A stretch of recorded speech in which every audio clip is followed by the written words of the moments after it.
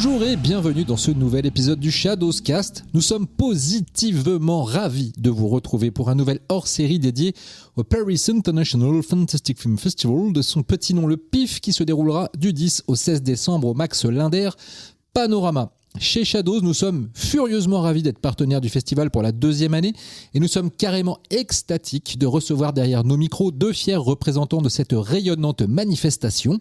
Tout d'abord, un inconnu, j'ai envie de dire un petit nouveau, pas du tout habitué de cette émission, à savoir Cyril Despontins, directeur du festival. Et il n'est pas venu seul puisqu'il est accompagné d'Olivia Decenne, membre émérite du comité de sélection de ce même festival. Et avec l'indispensable Aurélien Zimmermann, nous allons survoler la foisonnante programmation de cette édition 2025 qui s'annonce tout simplement tonitruante. Comment allez-vous, les amis ?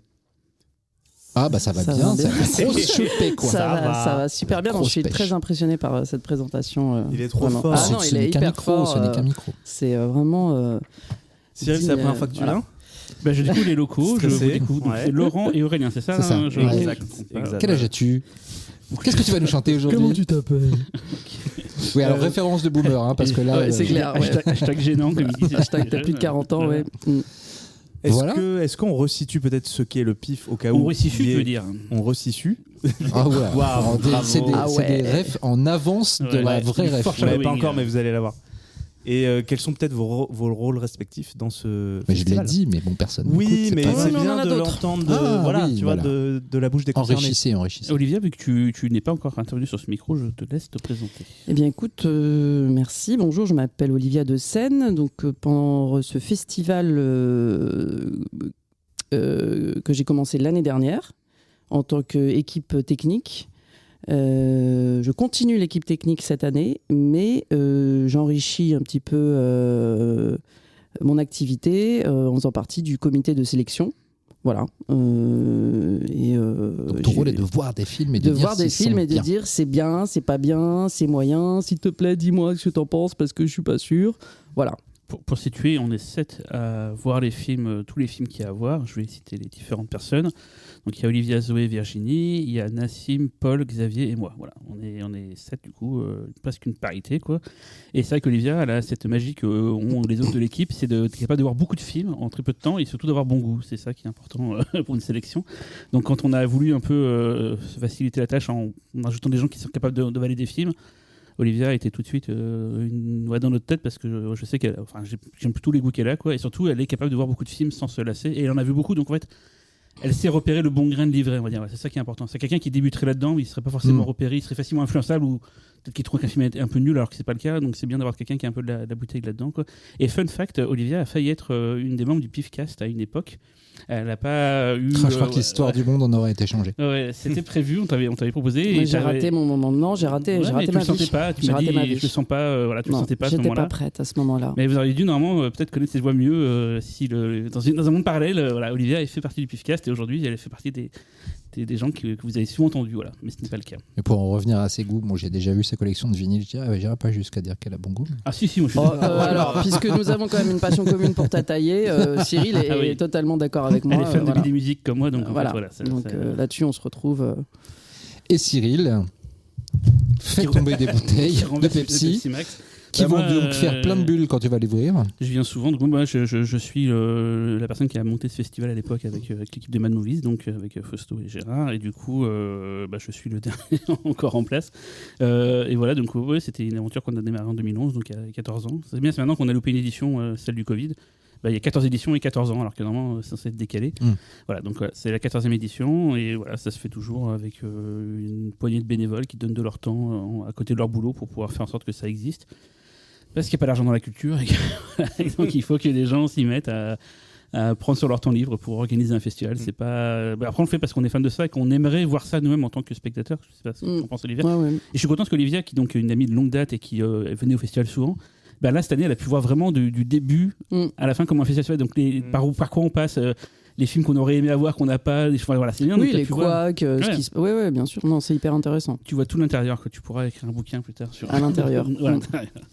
Est-ce qu'au fil des années, Cyril, tu sens que c'est de plus en plus difficile à organiser parce qu'il y a moins d'aide, parce que diverses raisons, ou est-ce que justement c'est plus facile avec l'expérience, avec Alors c'est horrible parce qu'on a de plus en plus de facilité à voir les films, des plus gros films, les gens nous connaissent, les gens voudraient vraiment être au pif. Vraiment, on a des gens qui font trop content que vous nous sélectionnez, machin tout. Et de l'autre côté, nous, l'équipe, on a 14 ans de plus dans les pattes. Certains maintenant ont des vies qui ont un peu changé, tu vois, des vies de famille ou choses comme ça, ou même l'âge qui fait que la lassitude, je ne sais pas trop comment t'expliquer. Donc on est de plus en plus un peu fatigué. Donc moi, je suis en train de bien plus pousser les plus jeunes de l'équipe à prendre de l'importance et tout. Typiquement Zoé, Virginie, que j'ai cité tout à l'heure. Qui sont respectivement les responsables des invités et anciennement des bénévoles et maintenant partenariat, j'essaie de pousser un peu pour qu'elle ça soit un jour, si moi j'ai plus envie de le faire, moi quelqu'un aura vu comment ça se passe pour organiser tout, il pourra reprendre le relais. Donc l'idée c'est de pas faire que le festival arrête si moi demain j'en ai ras-le-bol, parce que vraiment je fais beaucoup de trucs parce que c'est pas que je veux faire tout seul, c'est que des fois en fait les gens peuvent pas et tout, donc il faut bien que quelqu'un le fasse, et du coup je fais beaucoup de choses. Et je t'avoue, des fois, j'ai envie de rester chez moi, rien faire, plutôt que de faire un festival. Ma meilleure édition, c'était l'année du Covid, où on n'a rien fait. Je fais, putain, mais c'est trop bien d'avoir du temps libre le soir et tout, c'est trop sympa.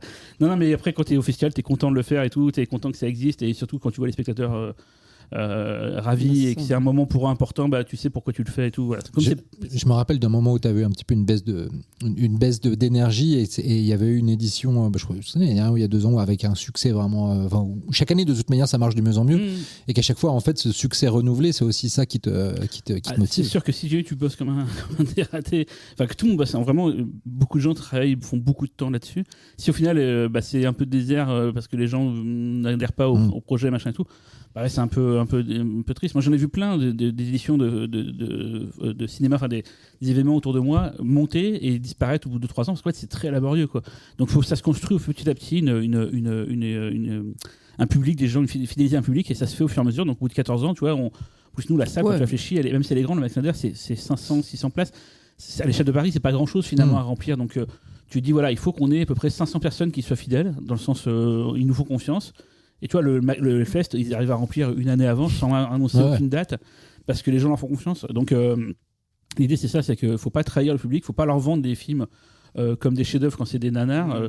J'ai plein de festivals que je vois, ils en prennent beaucoup trop de films. C'est-à-dire qu'ils ont une très bonne sélection, mais comme ils prennent beaucoup de films, forcément, ils ont des vilains canards dedans. Voilà. Parce que nous, on les voit, les films, et on se dit, mais pourquoi ils ont pris ça? Mais après, quand ils ont genre 80 films à proposer, forcément, tu n'as pas que déjà que nous, avec 20 films, en premier, on n'a pas que des chefs-d'œuvre.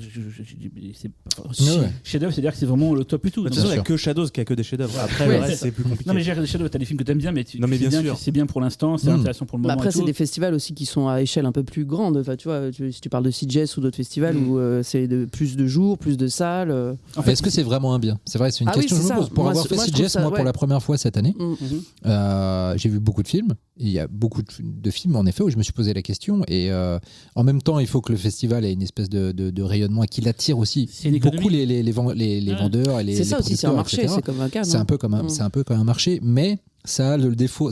Quand tu es festivalier, tu t'attends à avoir un petit peu la crème de la crème.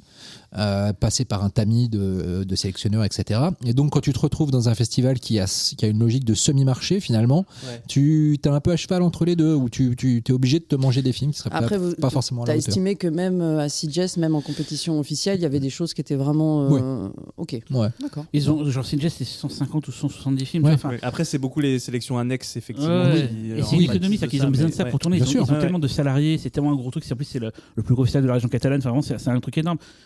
Je voyais mes collègues du BIF quand ils ont eu l'annulation de leur édition à cause du Covid. Pour eux, c'était catastrophique parce qu'ils ont des salaires à verser, ils ont des tu vois, nous, finalement, si ça s'arrêtait, on aurait juste bossé pour rien, mais personne serait au chômage et autres et tout. Tu vois, donc, t'es obligé de. C'est pas une fuite en avant parce qu'ils font du très bon boulot, mais c'est obligé de prendre beaucoup de trucs et donc forcément, voilà. Et puis après, je dis ça, mais c'est subjectif aussi. C'est-à-dire que c'est pas parce que moi, il y a des films que je trouve en dessous qui n'ont pas été aimés par d'autres personnes. C'est pour ça qu'avec 150 films. Et puis comme tu peux pas tout voir, il y a le hasard aussi. Tu tombes sur les. Il y a ça aussi. Tu sais, tu vas un peu au pif. Et puis. Non, à CJS, et tu tombes sur des trucs bien ou des trucs pas bien. Bien sûr. Et puis, de toute manière, c'est aussi la beauté de ces festivals-là, c'est que c'est des espaces pour que les films existent, quoi qu'il arrive. Même si c'est des films totalement imparfaits, c'est quand même des films qui ont été portés par des gens. Enfin, pour avoir un tout petit peu œuvré dans la fiction à un niveau très minimum, je vois déjà tout ce que tu dois mettre de toi et de passion dans un truc qui tu sais qui va être imparfait parce que les moyens sont pas là, etc. Donc je suis bien conscient que quoi qu'il arrive, une fois que le fruit de ce travail existe, qu'il soit imparfait ou pas, s'il n'est pas montré, il n'a pas sa finalité. Donc c'est très bien qu'il y ait des. Ouais. Après, nous, comme c'est fait par des bénévoles sur du temps libre, on ne peut pas faire plus que ce qu'on fait actuellement. Déjà, il faut imaginer que tu as 20 films à sous-titrer, à faire venir, à présenter, à faire des invités. Enfin, on fait plus qu'un distributeur en France sur une année complète pour juste passer le film une fois. En fait, c'est débile quand tu réfléchis à un festival organisé, ça n'a aucun sens. Non, mais c'est vraiment. C'est débile, mais on le fait. Quoi. Le festival n'a pas besoin d'être plus gros pour être mieux. Il est à une forme qui lui convient là aujourd'hui et il est très bien, quoi. Oui, puis voilà, on passe des nouveautés. Si tu veux être plus tranquille, après tu fais que des festivals avec des rétrospectives. Non, des fois, je vois des gens qui disent pourquoi tes films ils passent à 14h le mardi? Je dis parce que je le mets où? Tu le mets le samedi à 22h. Donc là, tu le film de 22h. Enfin, bon, quand tu commences à discuter avec eux, au bout d'un moment, ils comprennent même que ça n'a pas de sens. C'est effectivement, il y a des films en journée, en semaine, c'est fait pour que les gens posent leur. En fait, comme on est à Paris, ça pose un souci. Tu as des festivals, genre, je pense dans les stations balnéaires ou tout, dans les trucs un peu de vacances. Les gens, ils vont que pour ça. Voilà, les gens, ils ont posé leur semaine. Et en fait, ils n'ont pas l'impression d'être chez eux. À Paris, nous, les gens, ils rentrent chez eux après les films. Donc en fait, ils n'ont pas l'impression de. Bon, après, c'est pratique, c'est que tu peux quand même aller voir un film sans avoir pris de vacances, en quittant le boulot, tu vas voir 2 films le soir et tout. Ça a aussi cet avantage-là. Mais c'est vrai qu'il faut le voir comme un endroit où tu es censé prendre ta semaine. Vu nos spectateurs qu'on a, il y a plein de gens qui font ça, qui posent leur semaine. Et sinon, tu peux pas tout voir. Voilà. Nous, on a qu'une semaine pour tout passer. Et voilà. Parfait.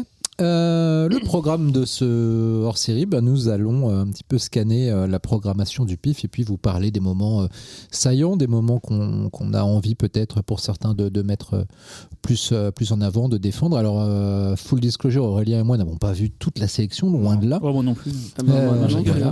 Cyril, donc en fait, il y a des films que personne n'a vu, c'est le hasard. C'était pas le cas avant d'ailleurs, quand on était avec Fausto. Fausto pouvait voir des films, je pouvais en voir moi. Et en fait, peut-être qu'à l'époque, la sélection était plutôt bicéphale, on va dire, parce qu'il y avait vraiment les goûts de Fausto et les miens. Ça pouvait, des fois, on avait les mêmes envies. Enfin, on avait vu les films, on les aimait tous les deux, mais là, du coup, maintenant, je suis. Si vous aimez pas du tout les films, c'est que vous n'aimez pas mes goûts, en fait. Et que, voilà, c'est qu'on t'aime pas, voilà, c'est ça. Non, pas forcément pas moi, mais mes goûts, quoi.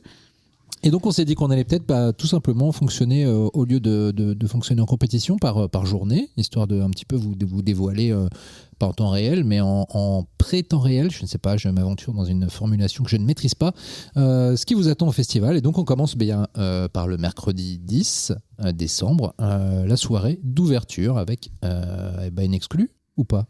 Alors ça sera, c'est la seule projection qu'il y aura en France du film. C'est faux parce qu'il repasse le lendemain, donc il y en aura 2. Non, en plus il sort en VOD fin du mois de décembre, donc c'est une belle exclue que Sony nous offre. Donc je les remercie d'ailleurs de nous avoir fait confiance là-dessus. Le film ne trouvera pas les chemins des salles. Alors le premier avait été produit par Sony via la division Screen Gem, qui est leur division de films de genre. Mais ça avait été vendu dans plein de territoires et en France c'était SND qui l'avait distribué le premier. Il était sorti en salle. Là le second du coup ne sortira pas en salle. Voilà, c'est Sissou, on l'a pas dit je crois. Sissou, est-ce que tu as raison. Donc Sissou, le chemin de la vengeance. Donc dans le premier film, faut expliquer Sissou, c'est un gars façon John Wick, une sorte de mec hyper balèze qui peut tuer un gars en une seconde et tout quoi. Une sorte de vieux soldat, un peu une légende dans son pays en Finlande. Un gars qui est considéré comme l'un qui peut pas mourir et tout quoi. Et en fait il a trouvé de l'or au début du film. Il veut ramener son or chez lui, il tombe sur des nazis, parce que c'est la fin de la Seconde Guerre mondiale, les nazis commencent à déserter la Finlande, il tombe sur des nazis qui lui piquent son or, sauf qu'en fait ils ont piqué l'or à qui il fallait pas. La mauvaise personne. Voilà. Et donc un homme tout seul va buter une armée entière, une petite armée de nazis, quoi. Voilà, il va les buter tout seul et tout. C'était très gore et très fun. Et là, cette suite, c'est donc plus des nazis, c'est des communistes, mais donc communistes de l'époque, attention, c'est pas Robert Rue et tout. C'est des communistes de l'époque où ils étaient un peu méchants, voilà, enfin méchants encore, tout est question de point de vue. Mais bon, voilà, en tout cas, ils se battent contre des communistes, dont il y a le mec qui a tué toute sa famille qui est Jess Lang, comment il s'appelle Stephen Lang. Stephen Lang, voilà, le gars de Avatar et de Don't Breathe. Et donc en fait, c'est un peu l'antagoniste de Sissou, enfin du mec de Sissou dans celui-là. Et je vais aller très vite. En fait, c'est marrant, c'est que le premier était très gore et très fun. Là, ça passe un cap au-dessus dans le côté cartoon. Ça devient vraiment du Bibi et le Coyote. Ça devient du Tex Avery, mais en live. Attention, il n'y a pas des marteaux géants qui écrasent des gens et tout. Mais c'est assez gogolito et c'est très très fun. Non, mais gogolito dans le sens. Le premier était déjà un petit peu comme ça, non? Mais tu le sais, c'est que c'est pas involontaire, c'est pas un nanar. C'est voulu de faire du over the top. J'aime pas dire les termes anglais, mais c'est de faire vraiment genre à fond et tout. Non, en plus, c'est un réel techniquement ultra capable. J'aime très bon. Il avait fait Big Game et tout. Et Pernel Origins. Pernel Origins, que j'adore. C'est un gars qui est très doué techniquement. Donc le film, il est assez classe. C'est pas un gros budget, mais c'est vraiment super classe et tout, quoi. Et quand ça doit être bourrin à gore, ça y est et tout. Il y a pas de souci de ce côté-là, quoi. Mais c'est vraiment, il y a un côté cartoonesque. C'est très très drôle du coup. Et moi j'aime bien parce que la violence est moins peut-être c'est pas glorifié, mais ça devient vraiment plus un truc de c'est pas grave, t'es mort, c'est pas grave, un peu la Itchy et Scratchy, quoi. Tu vois, vraiment, c'est d'ailleurs ce que je dis dans les textes, c'est vraiment du Itchy et Scratchy live et tout, quoi. C'est pour ça qu'il est en ouverture, c'est que c'est la Oui, grosse séance c'est fun. ça, c'est film C'est fun. parfait pour démarrer un festival. Moi, j'ai toujours, il faut réussir son ouverture, sa clôture. Il faut que les gens aient envie de voir tous les autres films du festival parce que le film d'ouverture les a hypés. Et il faut que la clôture sur leur là, c'est un bon souvenir pour l'année suivante. Voilà. Et pourtant, dans cette soirée d'ouverture, le chef-d'œuvre, c'est le deuxième film. Vampire Hunter D Bloodlust de Yoshiaki Kawajiri, pour moi l'un des plus grands réalisateurs d'animation de l'histoire. Et là, c'est son chef-d'œuvre. En plus, c'est très très rare je vais un peu expliquer l'histoire de pourquoi on passe ce film. Il y a quelques années, sur mon autre festival lyonnais qui s'appelle l'Hallucination Collective, j'avais proposé une carte blanche à Kate et Forzani. Ils faisaient partie des films qu'ils voulaient montrer, en fait. Ils adorent Kawajiri, ils voulaient vraiment montrer ce film-là. Donc j'étais parti à la recherche des droits. Et effectivement, c'était un peu compliqué, mais à force d'envoyer des mails, de me faire retoquer de tel endroit, j'avais trouvé le gars qui avait les droits pour la France. Et, enfin, pour la France, même pour le monde entier, quoi. Et il m'a dit, ok, mais à l'époque, il n'y avait pas de master de bonne qualité. Il y avait un master HD pas très beau et tout, quoi. Et cette année, il y a un master restauré qui est sorti au Japon. Et du coup, j'ai contacté le gars, il m'a fait, pas de problème. Et donc, j'ai pu le passer à Lyon. J'ai vu que ça avait cartonné. Et je me suis dit, tiens, c'est vrai qu'on ne voit pas souvent. C'est un peu rare de voir ça sur un écran de cinéma. Donc, on est content de leur proposer cette année en séance culte. Donc, les séances cultes, c'est les films de patrimoine qu'on passe pendant le festival. Vous faites un de mes films préférés. Ah, on verra. On en parlera. Après. C'est dommage que mon film préféré de tous les temps est aussi dans la sélection culte. Dans les cultes. Ouais. Ah, on a le même, je pense. On verra, ça c'est peut-être pas le cas. Parce que, je pense que toi, si c'est le. Ouais, on verra. Je pense okay. Quel suspense. Oh là là. Et donc voilà, voir ça sur grand écran, de l'animation japonaise, de ce qu'on appelle le Golden Age. C'est encore un terme anglais, horrible. Les vieux comme alors nous. que l'âge d'or, quoi. L'âge d'or. Les vieux comme nous, on estime que les années 90 c'est un peu l'âge d'or de l'animation japonaise, mais c'est toujours pareil. Quelqu'un de plus jeune dira que son âge d'or c'est son époque à lui. Bien et tout. sûr. Mais on va pas se mentir, c'était comme les années 90. Oui, et puis là, en plus, on est vraiment sur un réel d'exception qui a un sens du cadre et du gothique et de la démesure et du détail absolument hallucinant. Si vous êtes abonné à Shadows, et j'espère que c'est le cas, vous avez vu récemment arriver cette année 2 films de Kawajiri sur la plateforme, l'extraordinaire Wicked City et Demon City Shinjuku. Donc là, allez découvrir Vampire Hunter D parce que c'est juste l'apogée du style Kawajiri. En fait, il faut imaginer quand John Woo a fait à toute épreuve, c'était un peu son dernier film avant de partir de Hong Kong. Alors, Kawajiri, il est pas parti du Japon, mais c'est un peu pas son épitaphe parce qu'il est toujours en vie, mais c'est un peu son firmament, quoi. Il a jamais fait mieux depuis. D'ailleurs, il a pas fait énormément de choses depuis. En tout cas, assez peu de choses qui nous soient parvenues en Occident en plus. Mais non, là, c'est juste extraordinaire. C'est une espèce de fantasme absolu de gothique, à la fois romantique, dark, horrifique, ultra stylé. C'est Amano qui a fait tous les designs et tout. Et dites-vous que c'est rare au cinéma et au Max Linder Panorama, juste voilà, je vous fais pas. Voilà. Ce sera une découverte pour moi. Jeudi 11, qu'est-ce qu'on a envie de mettre en avant jeudi 11? Pas mal de trucs cool, quand même. Alors Mag qui passe à 14h30, un petit film d'horreur japonais. Qu'on a vu pour le coup. Avec vas-y, je te laisse parler de ce qu'on préfère dans le film. Moi j'ai trouvé ça mortel. L'apparition du titre. Je l'ai vu avant Laurent, je lui ai dit mec, c'est la meilleure apparition de titre vue depuis Evil Dead Rise. Vous êtes d'accord, en plus c'est la journée Mag et Redux. C'est la journée des doubles titres. Ouais. Et non, moi j'ai retrouvé du Sonotion, du Takashi Miike des débuts, effectivement, comme c'est mentionné un peu dans le texte, mais c'est très vrai. Il y a ce côté à la fois, ça arrive à être très flippant et c'est des barres, c'est vraiment drôle. Et le film est complètement inattendu, c'est-à-dire que on pense voir à peu près où ça va. Et en fait, le film prend une autre direction et du coup, il arrive à te ressaisir avec une nouvelle sous-intrigue qui est pour le coup aussi intéressante que la précédente et ça part encore dans autre chose après.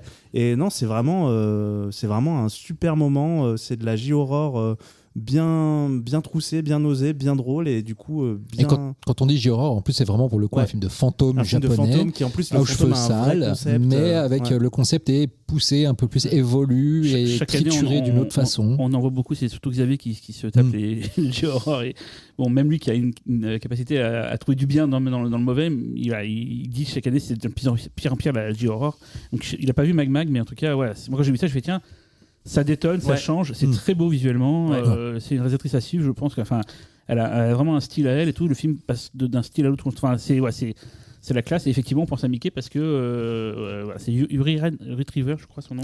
Et elle vient du stand-up ou de la comédie. Oui, en fait, a priori elle est très connue au Japon et en fait elle a participé aussi à America's Got Talent.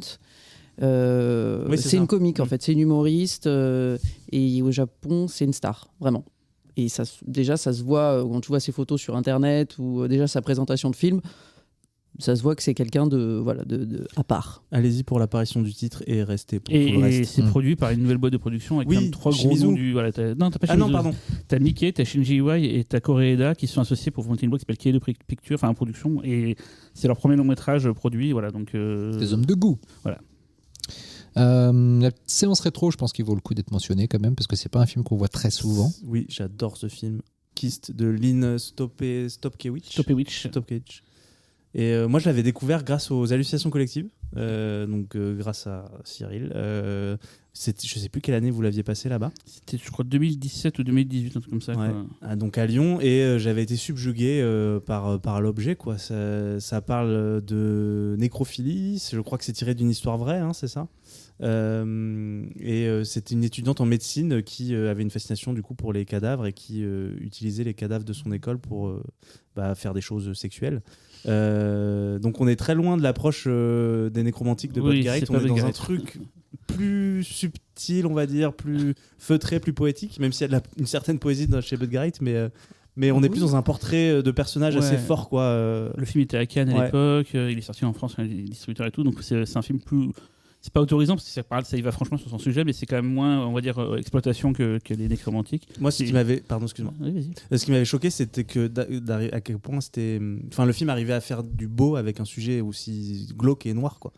Et c'est beaucoup dû aussi à Molly Parker qui a le rôle principal et qui est vraiment incroyable et hyper touchante. C'est Zoé qui a choisi le film de l'équipe. Elle voulait choisir un film cette année et elle a jeté son dévolu sur qui. C'est elle qui le présentera Cool. pendant le festival. Voilà, quoi. Je me rappelle d'avoir lu un article dans un vieux Mad Movies à l'époque où je n'étais que lecteur qui m'avait fasciné. J'avais mis des années à réussir à voir le film. Il y a un DVD américain, c'est tout. Nous, c'est une copie 35 mm qui vient de la Cinémathèque de Toulouse qui nous la confie. Donc on les remercie, quoi. Mais c'est invisible en fait voir ce film en salle. Donc je sais pas celui qui va sortir le plus de la sélection parce que les gens ne le connaissent pas. Du coup, ils vont pas se dire ah putain il passe Kiss, mais ceux qui l'ont vu savent. J'en parlais à Boukrieff justement, il me dit je l'avais passé dans mon ciné-club à l'époque et tout. C'est un super film. Enfin, c'est un film qui mérite de le voir parce que c'est un grand film. Vous le verrez pas tous les jours et c'est.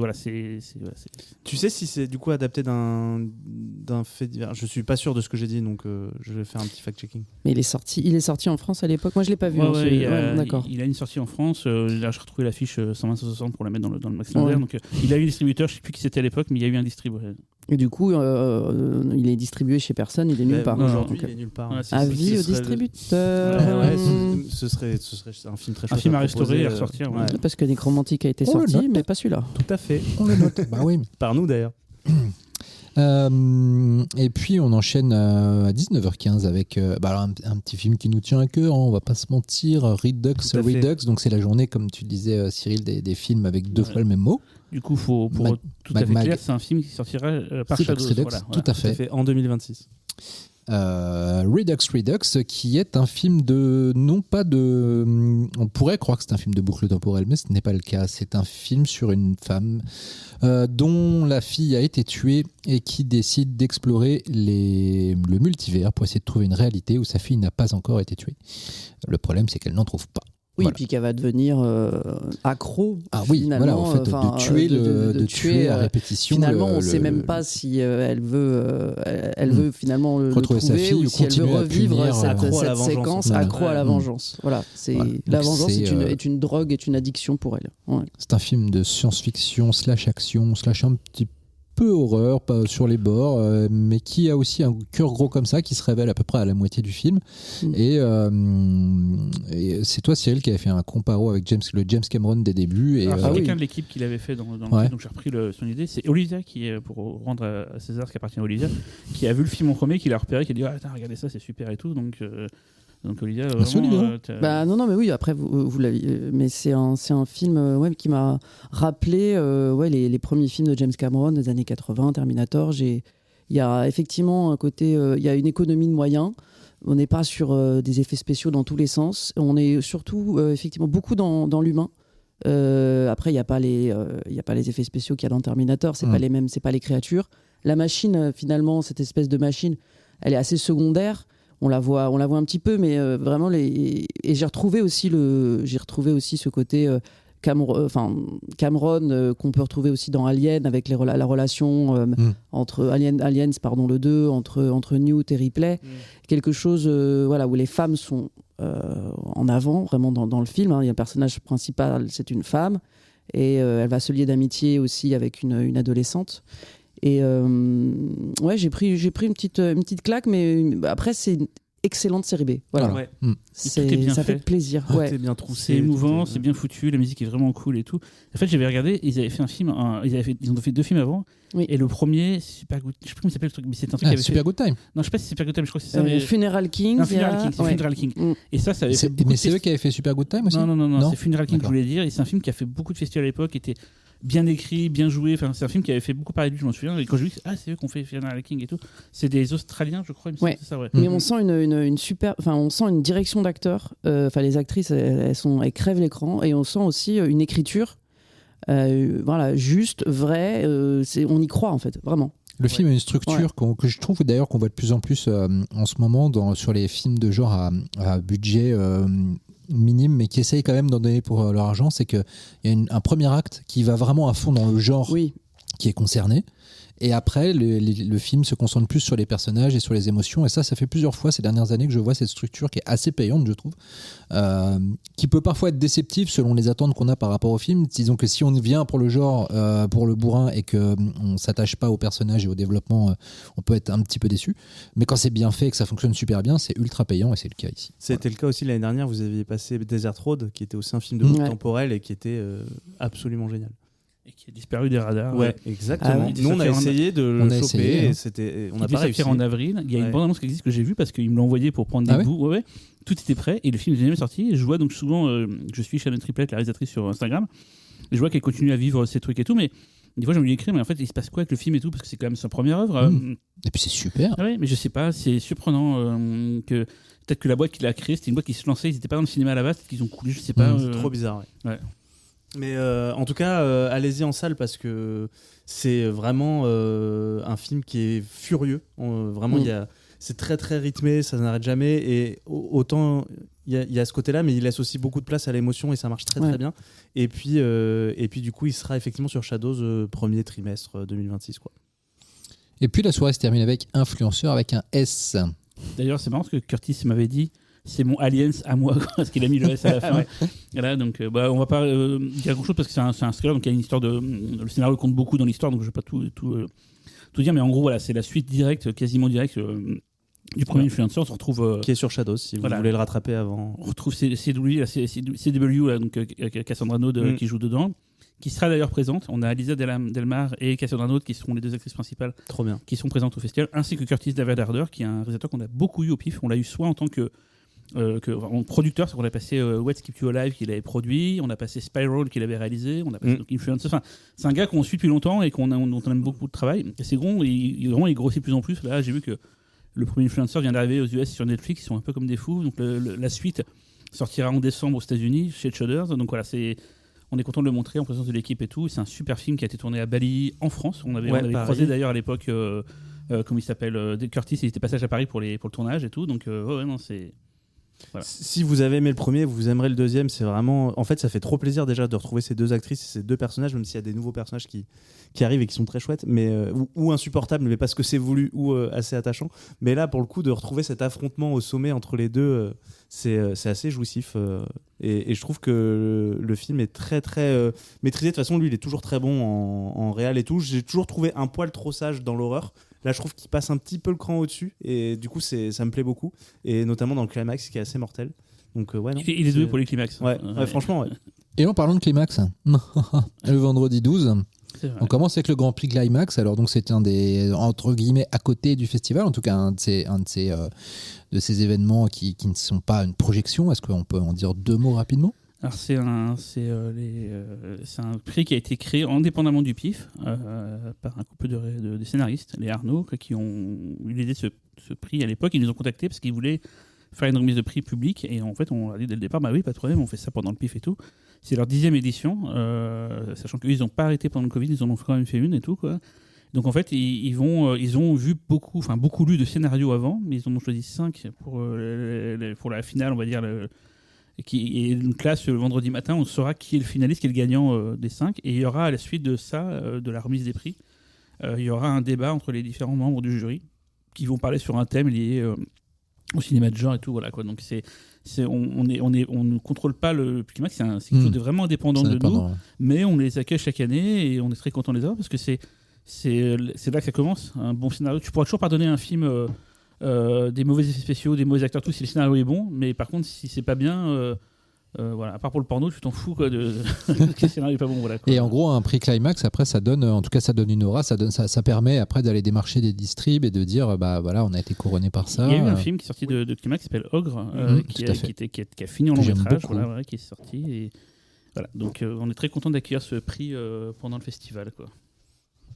Et juste, je reviens sur Kiss, j'ai fact-checké. Effectivement, c'est adapté de la vie d'une vraie nécrophile qui s'appelle Karen Greenlee. Et qui sera présente à la scène. Ouais. Elle sera là. Elle sera là. Nous sommes toujours sur le vendredi 12. Crazy Old Lady à 14h30, film en compétition. Peut-être, moi je ne sais rien de ce film, mais j'en ai entendu beaucoup de bien. Alors je vais pas faire long feu là-dessus parce que comme personne ne l'a vu, ça sert à rien. C'est produit par Bayona, donc ça c'est un peu l'argument qu'on met en avant pour dire aux gens il y a de la production value. C'est un réalisateur argentin, c'est une production espagnole argentine. Et c'est le film de vieux qui pète un câble de cette année. Chaque année, il y en a plein. Ouais. Cette année, on en a vu, je crois, on en a vu combien ? On en a vu 4, il y a une mode des films de maisons de retraite. C'est flippant. Alors, c'était The Rule of Jenny Penn. Voilà. Cette année, mais oui, il y en avait pas un autre aussi l'année dernière ? Il y a quelques années, on avait passé celui de Climax où c'est des vieux qui pètent un câble à cause d'un orage. Eldelry. Mais là, même pour sélectionner des films, je crois que j'en ai vu 5-6 qui se passent dans des EHPAD, dans les maisons de retraite. Enfin, c'est... Il y a une obsession sur les vieux. Il faut surtout dire que ce film est avec Carmen Maura. Voilà. Qui est Carmen Maura, du coup aucune idée. J'ai juste lu sur... c'est une actrice espagnole culte pour pas mal de réalisateurs. Chez Almodovar, de la Iglesia et chez Coppola et qui parle très bien français d'ailleurs. Chez elle aussi, je crois. Oui, on l'a vu chez elle. Elle a été vue chez elle en tout cas. Dans le Vercors aussi, sauter à l'élastique. Et... C'est une grande actrice espagnole et ça fait vraiment plaisir de la voir encore dans un film d'horreur. Et elle n'hésite pas d'aller dans le genre, donc c'est ça qui est bien, c'est qu'elle c'est pas du tout en mode je suis dans l'auteur, machin et tout. Non, elle fait de tout. Elle est très très bien et donc je te raconte pas trop l'histoire. Vous verrez ça en le regardant, mais c'est bien torché, ça prend bien, c'est bien prenant et tout. Voilà quoi ça. Et puis on reste dans l'espagnol de qualité. On mentionne rapidement à Mort de rire à 16h30. Muertas de risa. Ça, c'est le film, je pense que, pareil que Kiss, ce qui est passé à côté des gens, mais en fait, c'est exceptionnel. C'est peut-être le meilleur film, je trouve, de la Iglesia. Moi, c'est mon préféré de lui. C'est après ce film-là qui s'est brouillé, je crois, avec Santiago Segura. Ils se retrouvent après pour le film avec les clowns. J'ai oublié le nom. Balade à Tristesse. C'est Trompetta, voilà. Et tu suis, en fait, l'ascension de deux comiques nuls. Au départ, ils sont dans des petites casernes et tout, ils font des trucs et tout. Et un jour... un des deux, c'est vraiment un duo comme Chino et Pipo, je pense que c'est le truc italien. McFly et Carlito. Je préfère. Et en fait, un des deux gars, le plus fin, donne une gifle à Santiago Segura. Et là, t'as tout le monde mais qui est mort de rire dans la salle et tout, quoi. Et en fait, ils vont devenir hyper connus juste sur cette gifle-là. Et forcément, ils vont devenir des méga stars. Et il va commencer à y avoir des antagonistes entre les deux, vont commencer à s'embrouiller et tout. Mais c'est très, très, très drôle. C'est très, très, très méchant. Et moi, ça me fait mourir de rire. Et c'est vraiment un des meilleurs films de la Iglesia. D'ailleurs, il aurait dû être là. Pendant un petit moment, virtuellement, le pif, il y avait de la Iglesia qui venait présenter Mort de rire. Finalement, les impolitants n'ont pas pu se faire. Du coup, il ne sera pas là. Mais voilà. C'est marrant parce que du coup, ça peut parler encore maintenant, tu vois, ce truc d'être connu avec un geste ou encore avec plus un. Maintenant, je pense. Okay. Non, mais c'est vrai, parce qu'à l'époque, c'est la télévision qui rendait les gens célèbres. Il fallait pouvoir éteindre la télévision. Ouais. Et maintenant, récemment, j'ai découvert que le mec qui s'appelle Michou. Un truc qui l'a rendu célèbre, c'est qu'il donnait un grand coup de tête sur une table. Oui, c'est célèbre pour ça. Ça ouais, aussi, mais ça l'a rendu célèbre du coup de se prendre un grand coup de tête. Voilà, je me dis, on peut être connu grâce à un truc aussi nul que. Voilà. Oui. Sauf que là, ça donne un très bon film. Voilà. 19h15, moi, le film qui m'intrigue le plus de tout ce festival, je le suis depuis 1 ou 2 mois, depuis que j'ai vu un petit peu passer des avis dessus sur des festivals à l'étranger. Et je me dis, mais ça a l'air complètement fou. Et grâce à vous, enfin, on va pouvoir le voir. Apopheniax. Ouais, c'est un film sur lequel j'ai failli passer à côté parce qu'en fait, on a une règle, je ne citerai pas ce festival, mais il y a un festival dans le monde où quand un film passe là-bas, s'il est passé nulle part ailleurs, on ne le demande pas parce qu'en fait, il passe beaucoup de films locaux, de production locale et tout, quoi. Et donc on sait que s'il n'est pas passé ailleurs, c'est que personne n'en a voulu et du coup, on évite de le demander. Et c'était le cas de celui-là au départ parce que c'était sa première mondiale en fait. Et entre-temps, il a fait d'autres festivals. Il a fait Fantastic Fest, il a fait Film Quest aux États-Unis. Enfin, il n'a pas fait non plus trop de festivals. Il a fait que des festivals anglophones. Et je l'ai reçu vraiment sur la fin, quand on allait bientôt boucler. Le réalisateur s'est enfin réveillé, c'est que j'avais envoyé un mail il y a longtemps, il m'avait pas vu, donc il s'est réveillé, il m'a envoyé un lien. Et j'ai pété un câble, j'ai dit putain, mais c'est dément et tout. Vraiment, j'ai eu un effet. Claquage de beignet. Claquage de beignet, un peu comme à l'époque de Detention, je sens que c'est un truc bien particulier, ça va bien faire parler de lui. Et je me suis dit, bon, je vais quand même voir. Je déteste Letterboxd, je vous le dis tout de suite. Mais j'ai quand même voulu sentir le. Et là, j'ai vu que tout le monde pétait un câble sur le film et tout. Il y a des gens qui ont des réserves. Moi, je peux avoir des réserves sur le film aussi, hein, il n'est pas parfait. Mais l'énergie qu'il développe, et surtout, c'est très c'est très drôle, très mauvais esprit, quoi. Et je me suis dit, en fait, il y a quelque chose, des gens, ils s'approprient le film, c'est un film très générationnel aussi, mais moi qui ne suis pas de la génération actuelle, tu sais, tout ce qui est TikTok, machin truc, j'ai quand même pris un grand plaisir à le voir et tout, quoi. Et il y a un truc, ce film a un truc qui est propre à lui, je pense qu'il va beaucoup parler de lui pendant le festival, c'est un truc sur lequel les gens vont revenir pas mal en parlant, donc il passe qu'une seule fois, donc ne le loupez pas, quoi. Mais je pense, quoi, et c'est bien parce que c'est le genre de film un peu comme putain, j'ai une mémoire qui défaille, le truc avec les TV shows des années 70 et toutes ces Lethal with the Devil, personne connaissait en fait avant qu'on le passe, et les gens ont pris une claque en allant le voir. Bah, faites-moi confiance, Apopheniac, vous n'en avez pas trop entendu parler pour le moment, mais c'est vraiment mortel. Et ce qui est rigolo, c'est quand j'ai vu l'histoire, enfin tous les films qu'a réalisé le réalisateur avant, qu'il a fait principalement du clip, et il a fait un de mes clips préférés, un clip qui s'appelle Beau pour Keisha, où elle se bat avec James Van Der Beek dans une sorte de soirée où tout le monde a la tête de cheval et tout, il se tire des lasers façon arc-en-ciel et tout, et le clip est dément. Et j'ai vu, c'est lui qui a fait ça, parce que j'ai adoré ce clip-là, et j'en ai parlé avec lui, il fait, ouais putain, j'ai réussi à voir James Van Der Beek, enfin bref, il était très enjoué, donc il viendra d'ailleurs, le réalisateur, cool. Il sera là. Et donc c'est un clipper un peu comme Joseph Kahn, tu vois, là c'est un gars qui vient du clip, c'est son premier long, il l'a autoproduit comme Joseph Kahn, c'est vraiment le même profil. Et je pense que ça va un film qui va bien qui a bien voyagé. Il est vraiment au début de sa carrière de festival, donc c'est pour ça que vous n'en avez pas entendu parler encore. Nous, on s'y intéresse de très près en tout cas. Et puis The Last Viking à 21h45. Pas vu. Mais par contre, j'aime beaucoup le réal. Voilà. Oui. C'est le réalisateur donc des Bouchers Verts, de Adam's Apple, de Riders of Justice, de Man and Chicken et tout. Donc c'est un gars qui a vraiment la bouteille, qui fait toujours des films un peu atypiques. Et là, il retrouve donc Matt Mikkelsen et l'acteur que j'ai oublié le nom qui jouait dans Les Enquêtes du département V, l'autre acteur qu'on voit. Tu te rappelles les acteurs dans le Oui, c'est vrai. Et tu suis. Alors c'est con parce que le titre il fait penser. Nicolas Laikas. Ça, le film fait penser à un film de Viking par le nom The Last Viking. Ça n'a rien à voir. Tu suis je veux dire un bandit, c'est quoi ce vieux terme? Un braqueur, un malfrat, un voyou qui va se faire coffrer par les flics. Les flics sont en bas de l'immeuble, donc il est actuellement, il va se faire coffrer. Et il dit à son frère qui est un peu atypique, il lui dit voilà, il y a de la thune dans un casier dans la gare et tout, je te file la clé. Donc le mec l'avale directement, son frère c'est Matt Mikkelsen. Et il dit va cacher l'argent, et comme ça quand je sors de prison je m'en occupe et tout. Et en fait quand il sort de prison, son frère il se prend pour John Lennon, il veut pas trop l'aider, il y a tout un truc autour de la famille. C'est un film très très drôle, très très tendre, mais qui ne lui est pas d'être un polar, c'est bien violent par moments et tout, quoi. Et ça file la patate. Tous ceux qui l'ont vu dans l'équipe, on dit putain, c'est vraiment le genre de film où t'es trop content de l'avoir vu, tu sors de là, t'es super heureux et tout, voilà. Donc, mais il est assez spécialiste de ça, c'est-à-dire bien des mélanges des genres et des genres où tu te dis mais ça va pas aller avec ça, c'est pas possible, et ça fonctionne super bien. Et en plus, c'est toujours des films qui donnent la patate, même quand ils sont sombres, même quand ils sont tristes. Mais il y a une énergie cinématographique, et puis alors, je trouve c'est un directeur d'acteur de fou furieux. Et moi, Raiders of Justice, c'est le genre de film, je peux le revoir une fois par an sans aucun problème. J'ai jamais vu, tout le monde dit que c'est mortel. Une pêche de fou. C'est la même team, c'est les mêmes acteurs du coup.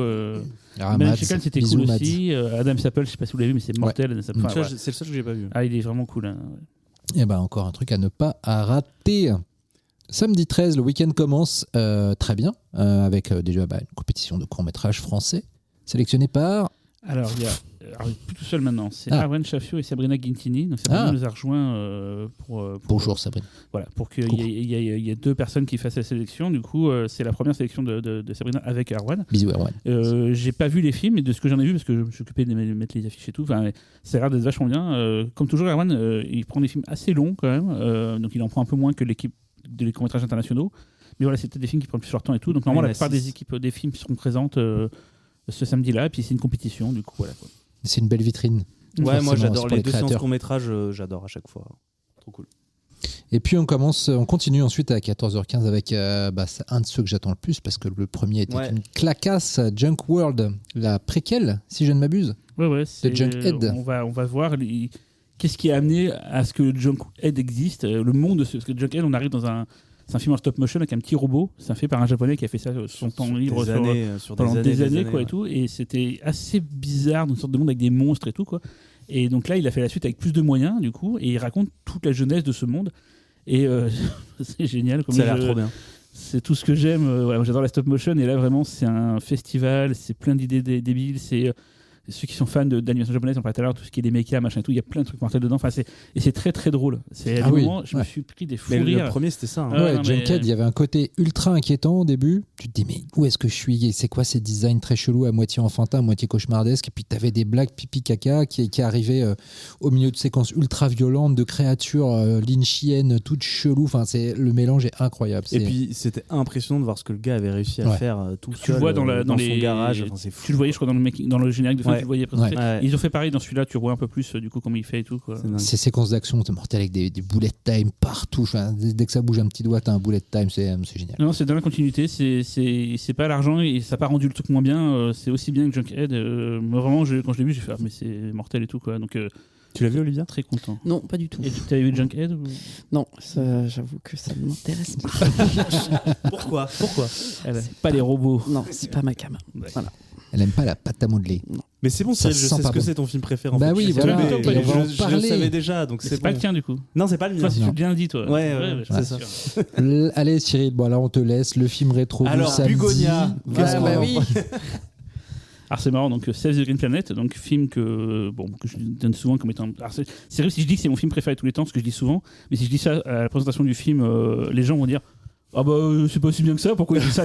Donc j'ai pas intérêt à trop dire que c'est mon film préféré de tous les temps, je vais me faire pourrir par les gens qui vont dire oh c'était pas... Quoique je sais que le film a quand même une bonne réputation et que les gens aiment beaucoup en général, mais je sais pas trop le vendre comme ça, même si j'ai envie de le hurler à la face du monde que ce film m'a rendu dingue, et il continue, plus je le vois, plus je le trouve dingue et tout quoi. Mais surtout, pourquoi tu l'as programmé au moment où sort Bugonia? Alors sache que c'est un hasard total, parce qu'en fait Célia, donc, qui gère beaucoup de choses autour du cinéma coréen en France, m'a parlé l'année dernière en décembre, donc après le PIF de l'année dernière, m'a dit tiens, il y a le film Save the Green Planet que je sais que tu adores, qui a été restauré par la COFA, donc c'est un peu le CNC coréen. Est-ce que ça te dit qu'on organise une projection au PIF l'année prochaine? Je fais ouais, du coup on a mis un petit moment à le faire parce que il fallait d'abord avoir l'accord des ayants droit, donc qui sont CG Entertainment, et qui ont mis un temps fou à nous répondre. Et après, il a fallu discuter avec la COFA pour avoir accès à la copie, machin et tout. Donc on a vraiment su qu'on allait passer vraiment genre il y a peut-être un mois et demi. Et Bugonia, à l'époque, je savais pas qu'elle allait sortir en fin d'année. Je savais que Bugonia était prévu de sortir. Bugonia, c'est un film produit par Ari Aster et réalisé par Yorgos Lanthimos, deux personnes que je déteste. Du coup, quand ils sont mis à s'attaquer à mon film préféré de tous les temps. Qui est un remake du coup de. Autant dire que j'étais un peu vénère. Donc, j'arrivais pas à voir Bugonia, même si c'est très bien, il paraît. Moi, j'ai adoré Bugonia, mais j'adore aussi Save the Green Planet, que ça fait longtemps que j'ai pas revu, mais j'en ai un très bon souvenir. Mais voilà, venez voir ce film atypique en salle qui, pareil, n'est jamais montré. Enfin, genre en France, il y a eu très peu de projections. Il a été montré à Gérardmer. Moi, je l'ai repassé aux Alus il y a quelques années. Je sais que Panic Cinéma l'avait passé au Luminor aussi il y a quelques années. Mais c'est un film qui montrait... Studio Canal avait une copie à l'époque 35 mm, donc vous pouvez passer par Studio Canal pour le montrer, mais finalement, pas grand monde l'a fait. Et là, depuis, il est invisible. Et bonne nouvelle, là, il vient d'annoncer chez Arrow, il tirera en 4K, Ultra HD, des visions. Cool. L'année prochaine, donc j'ai déjà précommandé l'édition et tout. Voilà.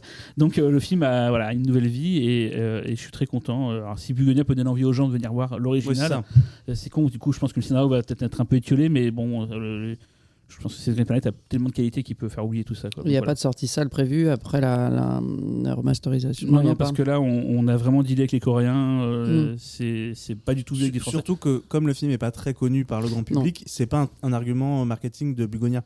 Et ça a été même un peu caché. Même caché, ouais. Il paraît que c'est indiqué dans le générique de fin, on m'a dit. Oui, quand même, heureusement. Mais oui, c'était pas en mode, c'est pas sur l'affiche, c'est le remake, parce qu'en fait, ça parle pas. Ça parlera pas, oui.